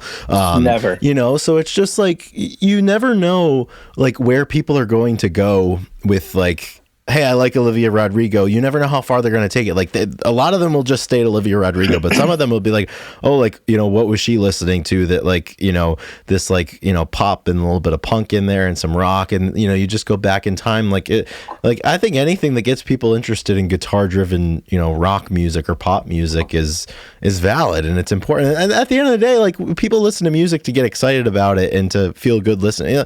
You can't judge that. You can't get upset about that. Exactly. Like, I mean, just sometimes you just really need to let go with some really catchy, singy, songy, sing-along music, and like it's fine. You're allowed. Like, you don't have to like pretend to be this person who can't listen to that because it's not as artistic as whatever the fuck you're listening to. You know, I find myself falling into the trap sometimes because like I tend to be like analytical to the point of being over analytical when it comes to songs and particularly lyrics. Like not everything needs to be as deep as you think it needs to be. Like if it like songs sound good, I like that. Sometimes that's all it needs to be. Like it doesn't need to like serve as some sort of commentary on like the state of society at this point in time or human nature or anything. Like it's just like, you know, you got to spend some time with stuff that just like feels good and it's got a good hook. And she certainly is unbelievable at that. Yeah. Like we all need a bitchin' Camaro, like by the Dead Milkmen or something, like in our lives. You know? Absolutely. Like you need to be able to have some fun with what you're listening to, because if you're always taking it a little too seriously, that's just I don't know. And that's just my opinion. You know, maybe some people can live that way, but I can't. Yeah. And that's the thing like, I want to be aware of is like, as I get older, that I don't like, you know, I don't take things too seriously when it comes to music, because the same thing, you know, everybody that's in the Grunge Bible comments, you know, talking shit about Olivia Rodrigo was probably upset in the 90s that their parents wrote off, you know, all of the grunge stuff and all the alternative stuff that they were listening to when they were kids. And, you know, just like generation after generation swears when they're teenagers that they're not going to become like their parents, and then inevitably they become just like their parents. So we got to break the cycle. Always. I got a confession, boys. You don't like Olivia Rodrigo? Huh? You don't like Olivia Rodrigo? No. I do. I appreciate, like I said, I appreciate good hooks, good music, same thing. Like, I mean, if it's catchy and I find myself nodding my head, then like, okay. Like I'll even say country's good at times. Like I heard a country song the other day. Time and place. I knew the song. I don't know the name or who sang it. I can't remember. Probably Eric Church or Chris Stapleton, you know, Eric Stapleton. And that's what I call. That's like all country music is either Eric Stapleton or Church or yeah. I don't even know the name. So I will say that Pink Pony Club is kind of gas. Yeah, it is gas. It's kind of gas, and I was you know, it's by Chappelle Roan, and I don't know any of her other music really. I know she won like best artist or upcoming artist or whatever, but I did see a video of her from maybe 5 years ago, and I think she's 20. How old is she? She's like 26, 27. Are you talking about the video of her like just like in a park with like 6 people around her and she's singing Pink Pony Club? Playing piano and singing, and I was just like, and I saw it and I was just like, that's great. Yeah. Honestly, like it's an older song. It's not like I mean, because there is a you know, a formula, like a hit machine formula, like what is gonna play and whatnot, and like, but this song, you know, it's been around for a while for her, and she's been singing it, and probably changed it a little bit, but like, you know, it's you know, it's got good bones to it. Like it does. Good. I think it's a good song, and like I don't need to go deep into the archive. Like you know, it's like we were talking about. Like, I think Christy might have missed it. It's like, if it wasn't recorded in a trash can, I don't like it. But like, like this one, like, yeah, okay, it's not like the normal what I listen to, but like it's catchy, it's good, and like her voice is fantastic, and it's like been with her for a long time, and like, you know, what am I gonna say? It's a good song, you know. Chappell Roan's got it, man. I'll throw it on, or I'll throw it on a few times. Yeah, like it's just funny. I was just listening. I was like, damn. I was like, this is kind of a good song, you know. People are gonna hate me for being me. Well, that's the thing. Is sometimes you just have to like forget like the material ethics with which you approach music, because like there was a while, probably like 7 or 8 years ago, or maybe before then, that like I loathed like the pop punk like emo genre, because I'm like, oh, it's so whiny, and like now here I am, like, you know, like any pop punk band that comes through, like Wonder Years fan, yeah, like I'm going, you know, and it's just like, you know, you can't like, Nevermind is the #1 song in history. Yeah, like there's like no decision is final, or no decision should be final when it comes to you know, exposing yourself to songs or bands or styles of making music, you know, because like what we were talking about earlier, where it's like, you know, the stuff that hits you, that you develop a big connection with when you're like 16, 17, 18, something like that. It's like as you get older, like, you know, what spawns those connections changes, you know, where it's like finding your voice and who you are as a person, you know, as a 16-year-old is a lot different than like, you know, you're 28 and like you're thinking about like, you know, family and have, you know, building a family and being successful and being able to protect those people. So it's like the areas and the stuff that you need to search in to find those big connections, it always changes. Yeah. Yeah. Priorities change for sure. I remember thinking, just the wildest things, like you're saying, Chris, when you're growing up. I remember thinking, like, if a song didn't have a minute long intro, I thought it was a dog shit song. Exactly. And like everybody has like those formulas where it's like, if it doesn't check this one, like if there's not like a 40-second guitar solo, I'm out. Yeah, that's what I was gonna say. No guitar solo. Like, what type of shit song is this? Yeah, it's like if they have a piano in here, I'm not listening to that, you know. No breakdown. No breakdown. This is a heavy song. What the hell? And then every song has the same breakdown. Yeah, and when me, Ethan, and Sam are in Miles Told On together in middle school and high school, you know, all I'm doing I'm just trying to write songs with minute-long intros. Yeah, because that's the formula as you knew it at the time. I hated that because I didn't play an instrument, and half the time it would be like a quiet intro, and I'm just standing there, like, you know, like I had good stage presence when I was singing. But like in between or during guitar solos, I never knew what the hell to do. You know, just kind of stopping around. And you're just so hyper aware that it's like, do I fold my arms? Like, do I pace? Like, what do I do? What do I do with my hands from Talladega Nights? Like, you know. Sorry, man. And don't get us wrong here. Like, you know, you got to get a man that can do both. That'll like, you know, Pink Pony Club, but then also tell you that, you know, Neutral Milk Hotel is the best band to ever live. You know? Like we'll do it. Like we can, like I'm very versatile, but that's how I think. That's when, you know, I mean, it's just like, if you want to be a good music guy, you got to, okay, Olivia Rodrigo's good. Like, well, I'm not gonna like, it's not a hill we're gonna die on. Like, good music is good music. Yeah.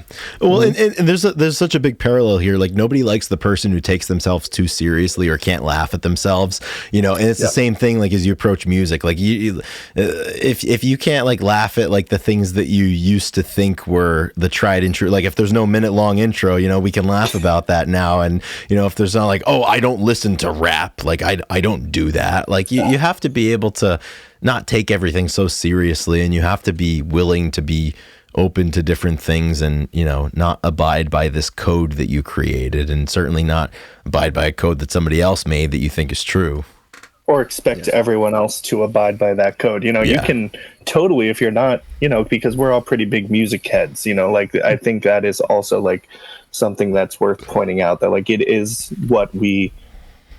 us, you know, it's our whole everything.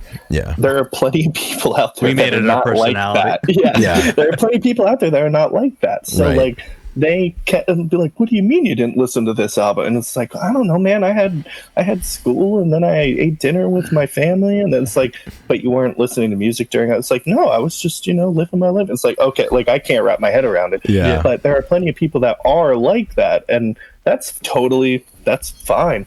Yeah. But those tend to be the people that are like, well, rap is crap, It's like, well, yeah. Come on, man. Like, yeah. And I say it a lot on the podcast, like Ethan, like you probably have heard me say this hundreds of times, but like even with like my circle of friends that are really musically inclined, like to the point of it being like a running gag, like it's not very often that I'll say something is bad. I'll just be like, it's just not for me right now. Not for me. It's not for me. And like, it doesn't have to be any more serious than that. You don't have to shit on it. It's just, not right now. Yeah. The only, I have a question for you then, Sam, but the only time I was going to say, sometimes when I'm in the car and somebody has the aux and they're actually like playing like the worst music possible, that makes me, sometimes that's the only time that it really, well, because there's no escape there. Absolutely. Yeah. I'm just like, I'm like, usually I'm having to go somewhere if it's like pre-meter, there's just certain circumstances where I'm just like I cannot believe we even have, like, just turn the music off, like, please. I'd rather sit in silence. Yeah, I'd rather just talk, like, yeah, or and not have this in the back. Hey, that's on whoever's on the aux. They have to be able to read the room, and like that is a skill too. That it's like any certain vibe. There's dude. When I'm on the aux, I'm very careful. I'm on the aux. I'm like, I put it on, like, see a reaction, like, oh no, I gotta change it. It says a lot about you. It's like it's like on like the first date or something with somebody. You got to make sure that you have something that's decent on. You got to be. It's a heavy responsibility. Yeah, being in charge of the aux. Heavy is the hand that bears the cross, man. Yeah, exactly. I know we all pride ourselves. We I love being like, I have a song like tailor made for this moment. Like, you want to be the person that puts a song on in a group setting, and there's at least one person that like puts up their head as like, yo, like, what is this? What is that? Yeah. Like, that's the best compliment you can get. I'm glad you asked. Yeah, I'm so glad you asked. And then this is off the 2005 EP of the Dirty Heads. You play it off, you're like, oh, this is nothing, This whole thing? Yeah, this whole thing sails to the wind? What are you talking about? Yeah, it's just, he's rapping fast, I know. Yeah. So Sam, you mentioned being a singer with no guitar. And I thought about that because you started playing guitar like pretty much as soon as we graduated high school. Mm-hmm. And we always had like two guitarists for most of the time, or we had one for just Drew. Do you wish that you played guitar during high school to be a front man?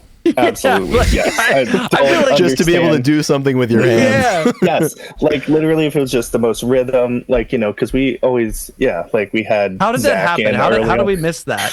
Dude, I don't know, and I don't know why I didn't take the leap. I mean, right. It just didn't happen until like I was about to graduate high school. I turned 18 or whatever, and my mom got me a acoustic guitar, and I was like, okay, and then I like started trying to figure it all out. And it's like we never thought like if he picks it up now, he'll be good like in like 2 years. Because we all had just basically started playing, so none of us were like that good when we started. So you would have been fine, right? Because if nothing else, you could have been the person like crazy. Yeah, you could have just been the person that like has the guitar as an accessory, and like you just play a G chord. Could have been the Brett Michaels. You just strum a G chord every minute. The Brett Michaels of Miles Till Dawn.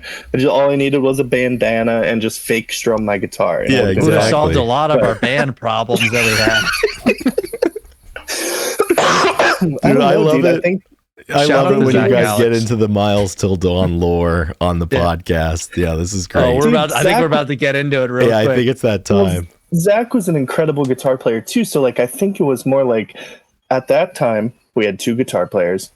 He left, and then it's like, well, he was at what shoe? I'm not filling those shoes with my.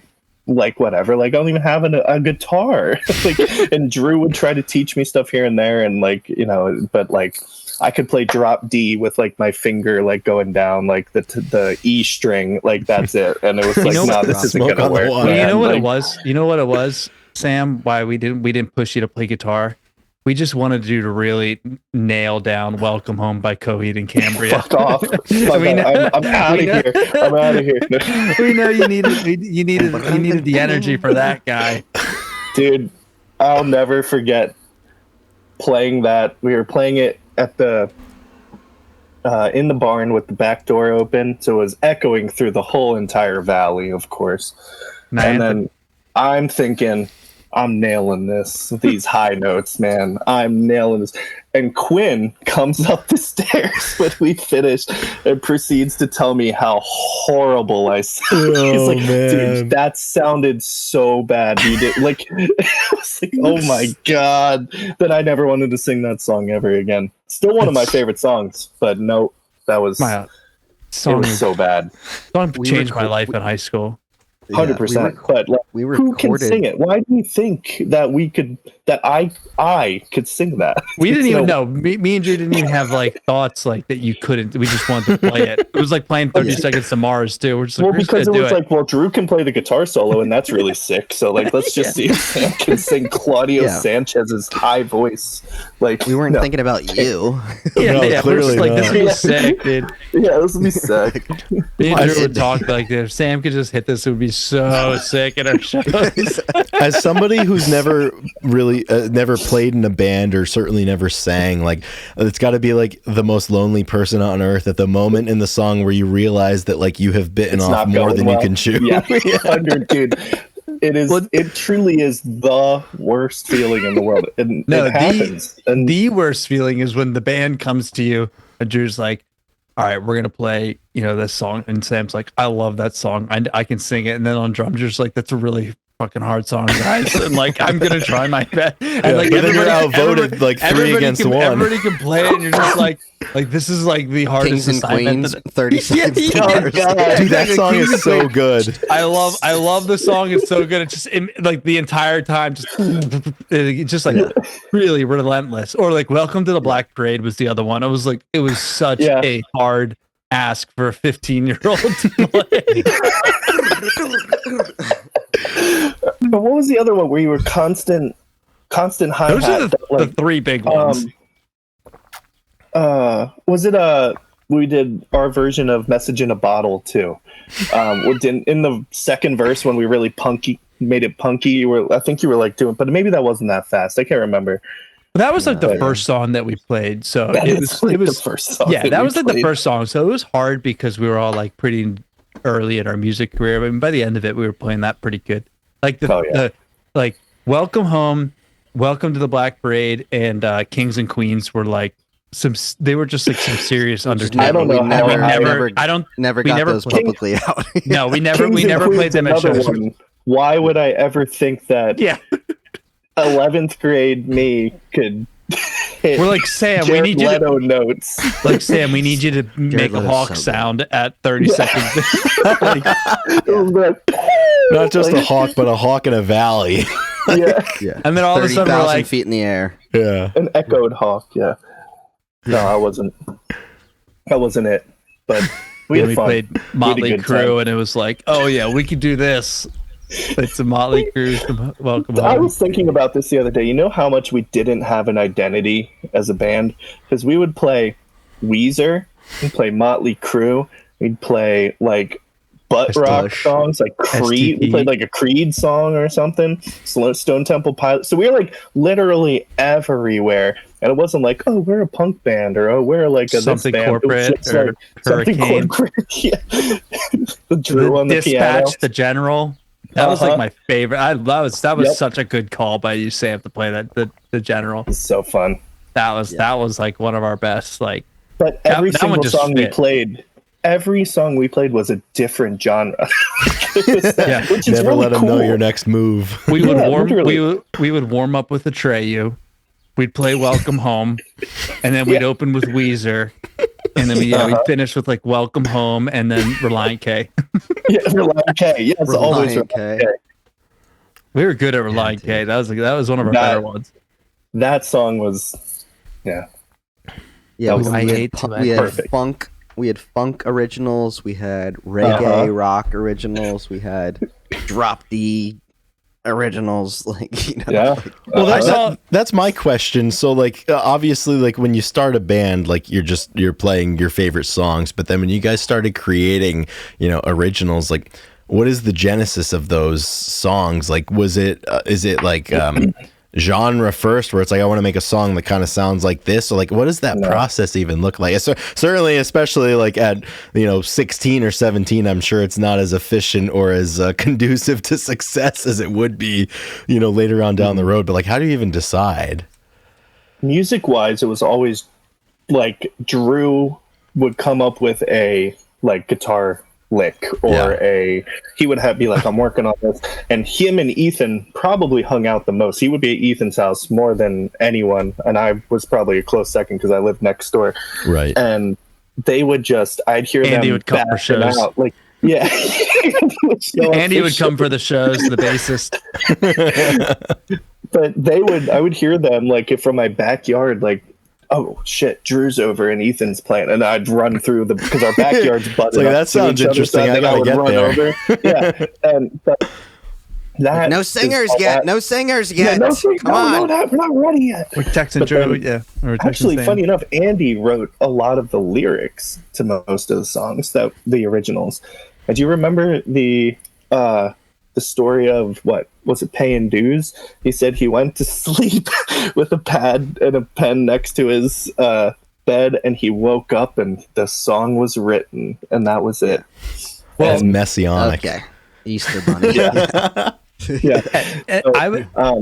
But he did write a good bit of our lyrics too, and we would do collective lyric writing too. But yeah, is he cut in on the royalties you guys are getting? Yeah, all the many royalties. So that song's not out anywhere. I know. We played it on the live. So yeah, Drew, we would definitely like sonically we'd be at the mercy of whatever Drew was into. So like he'd be like, I'm listening to a lot of Linkin Park and Betrayal. Literally. They're like, this one's gonna be pretty heavy, boys. And I was like, I can get into that. And like we were all like really early in our music career like development too. So like we didn't have a bass. You're at the point where everything is cool. Everything sounded good. Like, oh, everything's fun. Drew was like, my dad wants us to play Plush. It's so good. And we're like, all right, this is a good song. Or like Machine Head. Or Truth Hits Everybody by the Police, which is another one I could not hit because of Sting. You know? Truth Hits Everybody. And what was the Taylor Hawkins, his brother's band, or the really high pitched, I'm blanking on it now. It's like right at the top of my head. I'll think of it. And but yeah, me and Andy would try to write lyrics, and Andy was like definitely better at getting lyrics out than I was. Like I would struggle, but the paying dues, we've definitely talked about it on here. But me and him were on the cross country team. Chris, have you heard this? I've probably told this, right? Let's hear it again. I'm not sure. I'm sure I have. But yeah, and he really did come. He really did come to the table with like it kind of all written out, which is like weird. And I guess we got like most of it musically done before, but usually it was like we needed lyrics was the harder part. So we'd like because Drew would have like a riff bank that we'd work from, and we'd like try to like fit the lyrics that we could get out to whatever song it fit. And so we were on the cross country team in 9th grade, and we were part of what we called the Slackers of Boyertown, the SOBs, and it was led by Brian Bartosik, who we'd have like an 8-mile run. And we would try to like cut as many, and we'd be running through Boyertown. So like, you could go around the block, or you cut off 3 blocks and run here. So we knew all the shortcuts. Yeah. So we were the SOBs, the Slackers of Boyertown. And we did this one long run where we went out, and Coach McGlinchey was like, the 70-year-old been coaching distance for 30 years. And he was the man and he would always say, you got to pay your dues. If you want to be good, you got to pay your dues. And he would be like really, really strict on it. And this was what he said. So we went out on a run, and Aaron Kulig was he was like a really good soccer athlete, really good. And like we had convinced him to like do cross country, and like we were not trying at all, like because we were 9th graders. And like we did this long run, and we were at the back of the pack. Like we were just, and it was like a really big hill run, like 5 miles out, and they had like 5 miles back or something. And we get back, and we're just like, we're walking. Like we're not going to like extend ourselves. Like we got out there, we're like walking. And McGlinchey is parked like halfway up the hill. He's parked it there, and we're like oh shit, like there's McGlinchey, and he like I don't know if he beeped his horn or something, and he's like if I wanted you to fucking walk, I'd buy you a fucking dog.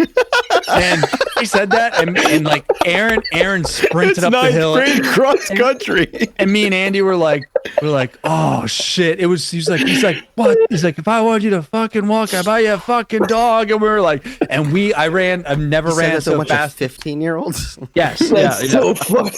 At like middle of the hill, like we had like 300. We had Probably like half 300. the town of Boyertown could hear him. We had like 300, such an 300 angry meters guy. to 300 meters to get. Oh yeah, he was like Mr. Grinch, Glinch, you know, but he was like awesome. Like he's like he is a really good coach, and we ran all the way back. And like the next day, Andy's like, I got lyrics, boys. Like, and it was. I mean, it's like one of my favorite stories. I'll never forget it. It's awesome. I think I've told So him fun. that. I think I've told him that we wrote a song about him. That's like, sick. That's in the awesome. beginning of it, he's like an old man once said to me, Yeah. This is better like run the fast, you same better run origin far. story as Leonard Skinner's band name, where it was the principal who was like pissed Yeah. at them for having long hair. Uh-huh. Yeah. Sam, the what- songwriting process. Go ahead. Go ahead. Yeah, no, please, No. please. Keep going. Yeah, the songwriting process for Mastodon, the band that we were in, it did sort of. I mean, like you need, generally speaking, at least the way I think our brains worked was like have like the foundation of the musicality of like what a guitar would play for the song, Yeah. the chord progression, all that, and then kind of build it up from there. And then Ethan would write the drums, and then me and him would work it out together, get an arrangement, and then the bass was obviously pretty. We just follow the guitar and Throw then that in, yeah. Sam Mhm. Sam would write the lyrics, or we'd all try to write the lyrics, but Sam would write most. Interesting, it yeah. was kind of organic. how it Yeah. worked. Yeah, it was always fun making melody lines. That was always my favorite part because it's one thing that I'm not great a lyricist at all. As much as I would love to be, I'm just not. But I can come up with a melody, and I can still. I'll hold myself to that. But that was always the most fun part, where it's like I have a page of lyrics. Drew's playing the guitar and just being like, all right, you're going to come in right here. And I would just throw shit at the wall and it would be like, oh, that works. Yeah. Like, It's like, let's go with that. like, oh no, that did not work. So that was always that was my favorite part. Oh, yeah. Oh, man. So good talking about it. So Sam, what Yeah. were some of your favorite songs that we played? Well, I love Paying Dues. That was always the most, obviously. That was the Original most that we wrote, like, for the people. yeah. You can find it on YouTube still. Pain Dues, Miles Till Dawn. That's right. It is. TIL. Definitely Message in a Bottle was really fun because we really made it our own, I think. And that was like you said, like the first song we ever really, one of the first songs we played. And we kind of punked it up a little bit in the second verse through the end, and sick guitar solo and like all that stuff. I don't know. I liked all the punky stuff. I liked the Weezer, the My Name is Jonas. That was always fun. The Reliant K, Who I Am, Hates Who I've Been. Those were probably my top faves. If I had to. There's one song I really liked, but we're not allowed to like talk about that band anymore, unfortunately. So we play Rooftops. No, you aren't allowed to talk about Lost Prophets anymore because of I forgot heinous about that song. crimes. So That guy was into some stuff, huh? horrible. But at the time, I'll have to look up the we didn't story. know that, I and the don't- song was great. But yeah, Oh shit. I didn't know that. horrible stuff. Yeah. Okay. Yeah, he was like child abuse Stuff. Child stuff. Like All right. the worst form of that you could possibly fathom. Yeah. He got 35 years in prison. Yeah. This is like in the Big Lebowski when The it's Big Jesus. Lebowski, He's like exactly what I was fucking gonna say. pederast. Guy's No, a dude, pederast, he's a dude. sex offender. Oh, he's a real sex offender. Yeah. It's like but when he moved to the valley, he had to go door to door and tell everyone. Holy that shit. song was fun until, it wasn't anymore. I totally forgot that song. I haven't thought about in years. I totally forgot about that. Yeah. Okay. Yeah, it was fun. No, was I good. liked all the real guitar driven stuff, the faster stuff. I like that. because like I said, then I knew I could move. Like if we're singing a ballad, I'm just kind of standing there. Didn't always love that, but Hold on real quick. I have a list of our originals that Excellent. oh god, it's kind of probably only gonna really Jones us, but where is it? Come on. What do you mean? Untitled. That Drop D song. Remember that? In Limbo. in Limbo, the funky one. In Limbo, I mean, no. By the end, no lights. No lights had moved Yeah. up a ton. No lights No was Lights. huge. Battle Above the Clouds. Make It Real. Rabbit. Rabbit was great. Rabbit was fun. Yeah, We what based was it off There was that local band was a- Oh Rabbit. There was Yeah. a Bees one. Sometimes I will go back and Killer Bees. I'll go back Killer Bees. and look up, try to Obev. find Oh Rabbit. Obev was great. Obev. Oh Bev. That was a great story behind it too. Drew, do you want to tell that story? I don't, because I that was the one song I was not there for the writing of. Were you not there was- at the Crocodero? For Obev? Yeah. When you met Bev? We met her at Walmart. Yeah, Oh, you Bev met was her at Walmart. Bev was Walmart before our then first show. you got- we went like, to you guys said, Walmart to I all couldn't- buy white shoes. Oh, I was thinking She some was the one lady. that helped us. Okay, Sam, you tell it then. Oh no, that's pretty much it. We all went as a band to go to Walmart because it But was I couldn't make the it night for some before our reason. very Yeah. first gig, and we needed white sneakers. We all We went. thought We it were would like, be we had so this vision. cool. Yeah, we had this vision. Like we all need to wear white, like Chuck White, Taylor black kind and of white. It sneakers. was black and white outfit. Yeah. Black and Black and white outfits, and White ties, black I think ties. I'm pretty sure Ethan and Drew were both wearing white jeans. So, Grunge Bible listeners, now you have that. They wore skinny white jeans. I think you were the only one that was wearing and- black. The rest of us were wearing I white. didn't have white jeans, no. Yeah, we just went to Walmart to find these cheap ass shoes, and the lady working the area there at like 9:30 at night in Bechtelsville, Pennsylvania, was named Bev, and she helped us find shoes. And then we Super said, we're going to Walmart. write a song about you, and then we did. So And then that we was did. pretty much the whole story. That's Dude, that baller. song was sick though. I remember we went over to Zach Alex, had a sleepover. Zach Alex, our other guitarist, and like we had a sleepover and fucking wrote the song.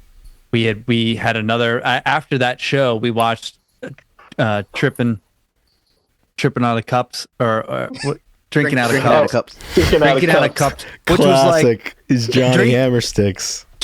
drinking out of Johnny cups was like Hamsticks. that was our YouTube video. Like we watched it, we loved it. Like 5, 6, 4, 3. Yeah, right. That was in our song. 5, Like 6, we 4, 3, yeah, used yep. that in our song. Oh, yeah. 6, 4, 3. Yeah, right. right. Yeah, I remember King of the that. Oh my trees and the God. tree meister. The Tree Meister, dude. I count on love them. that. I count on them. Yeah, we use That's that so so much. funny. Yeah, it was huge. Oh man, really good stuff, man. Oh, I can go on. Dude. The people out there, if you're still listening, thank you so much for. When I listen to podcasts, right? Like I'll listen to Ryan and a few people, and when they start telling personal stories, like I could be there for sports. They start telling personal stories and stuff. I kind of lock in. I like it a lot. So I'm expecting everybody out there, like this stuff. This is like, I'm hoping you're enjoying it out there because, I mean, it's easy to talk about and we like doing it, but it's interesting. It's interesting. Oh yeah. Yes, I like to that's think what it's so. all about.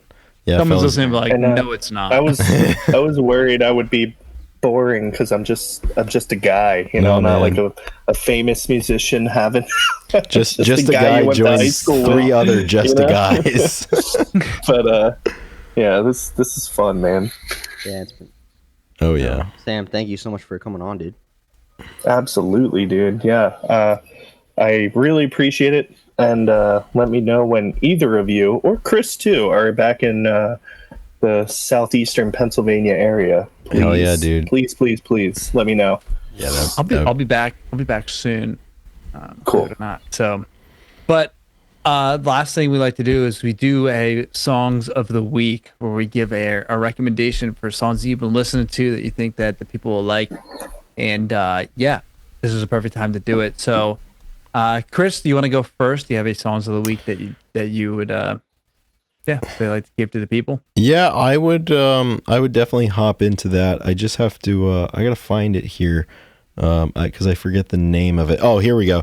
So I'm a big Bruce Springsteen guy, as I've surely talked about on the pod. And he's coming out with like this like massive release of essentially like whole albums that he had written throughout the early 90s that he just never released, never really finished them quite a bit. And it's going to be called Tracks 2, which is a succession to his first iteration of that project, where he just released a bunch of shit that never saw the light of day, called Tracks.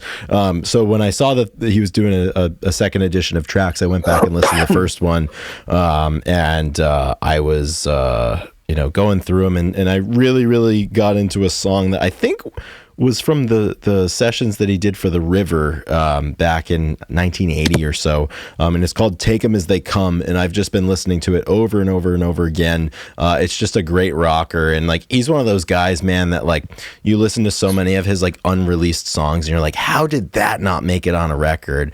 And like artists like that like, you know, they're just so creative, and they've written hundreds and hundreds of songs where it's like, you know, something that gets left on the cutting room floor for them would be like the single for somebody else, and it's just a testament to, you know, one of my favorite artists and songwriters for sure. So yeah, I'm gonna choose Take 'Em As They Come, which was a studio outtake from the Tracks album. So we're gonna roll with that. As they come. And that's what we all have to do sometimes. Nice. We take them as they come. You gotta take Take it as they come, man. That's it. It's good advice. My song of the week. This is a throwback. My song of the week. Complicated by Avril Lavigne. Yes. Hell yeah, dude. Yes. Oh, shit. I'm actually working on a remix Perfect. right now that I will be putting out on my SoundCloud. Oh, I can't wait to hear that. Yeah. It's gonna be it's That's super gonna be cool. really good. It's gonna be really good. So that's my song. That's awesome. Put that song on, especially if you search, go on YouTube and look up some live versions. Way better than the original recording. I mean, the original recording is like 2004 or something. Yeah. No money. It sounds okay, but Recording a trash can. Hell yeah. Sign Ethan up. He's in. I'm Sign in, me man. up, dude. I'm in. some of those live versions are really good. And she's Dude, an she did one incredible for, singer. and this is certainly dating it, but she did one. It was, I think it was solo acoustic for back in the day. AOL, America Online, used to do AOL sessions. Those sessions are so good. Unbelievable, right? Yeah. Is that what And AOL so- stands for? And she did Complicated Online? for it, and I posted it on Grunge Bible like a year ago or so, and like it got a good reception, man. Dude, what a Very good high song. quality, great recording, great Yes. engineering. Yes. Yeah, top tier. Big fan. Absolutely. Love that. Sam, Perfect. song of the week. Oh my. Okay, song of the week. Well, I'll give a song, but I'm gonna also say to listen to this whole album. It's from 2002. It's Greg Freeman. The album is called "I Looked Out." The song I would like say to listen to, the highlight is "Long Distance Driver." It's kind of like the, you know, Neil Young to like Songs Ohio to like Greg Freeman and MJ Lenderman kind of pipeline. Like I'm in. it's yeah, I figured you might be. That's why I'm saying Yeah. it's he's very MJ, a little more heavy on the guitar on this album. But yeah, I mean, I was listening to it again last night. I was just like, man, you know what? This is like freaking incredible. And he just does not disappoint. That's his only album right now, but I'm putting it out there because he just started dropping new singles too. Nice. So there might be an album coming up sometime soon. We're at ground zero, boys. Get in there. Oh yeah. Yeah, right. Like he's in got there. that one album you can get in, and if you listen to it, you're not going to want to stop. It's fantastic. So if you like any kind of Neil Young-y, MJ Lenderman stuff, it's all for you. Good stuff. Oh yeah.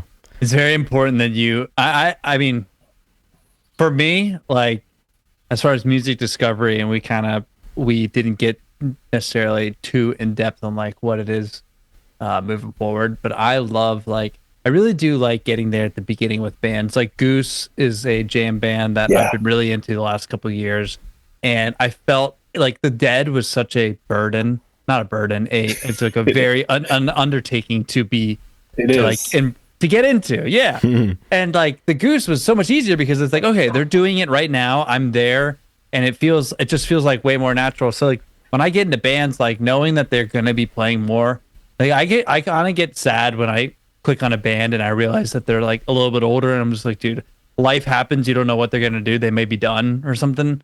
So it's tough. It is definitely tough for me when I like click on bands that maybe like you just don't know if you're going to get really sucked into them and then nothing's going to come out.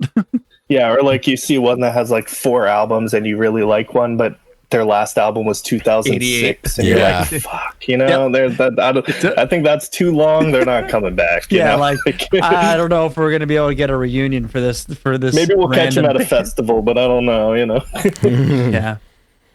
So, yeah, I kind of talked about it a little bit, but the song that I'm gonna choose is off of from the band Granddaddy, and it is AM 180, and it was really fun. And one of the things that we didn't get to was like how to find new music. And one of the things that I love is when you have a band and you have the members in the band have spin-off bands, or they have side projects, or they were in a band previously and they have a total other music. And, you know, when you're finding music that you want to listen to, you obviously base off the stuff you like. So all of a sudden you find out that Isaac Brock of Modest Mouse has Ugly Casanova, this band, which is all the same members, just different name. You're just like, perfect. I got another Modest Mouse album. It's named something else.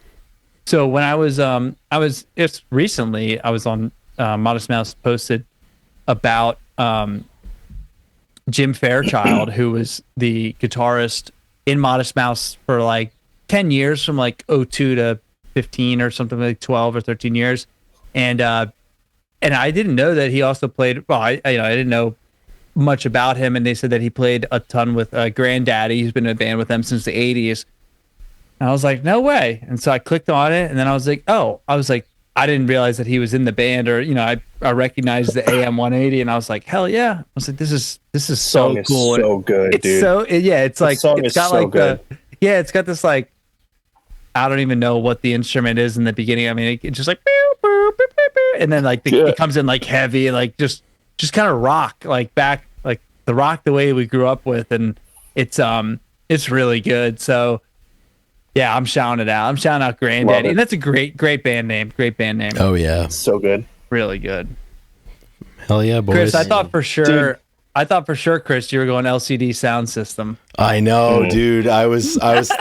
It didn't even cross my mind to do it. I like literally like a week ago just started getting into them with all my friends. Like I have fun. Yeah, it's the best. I'm excited. Like, Journey, that album especially. Like the first time I'm not, you know, I think I just started listening to them like 2 years ago. But it's the same thing. Like where like you listen to that album and you're like, where has this been?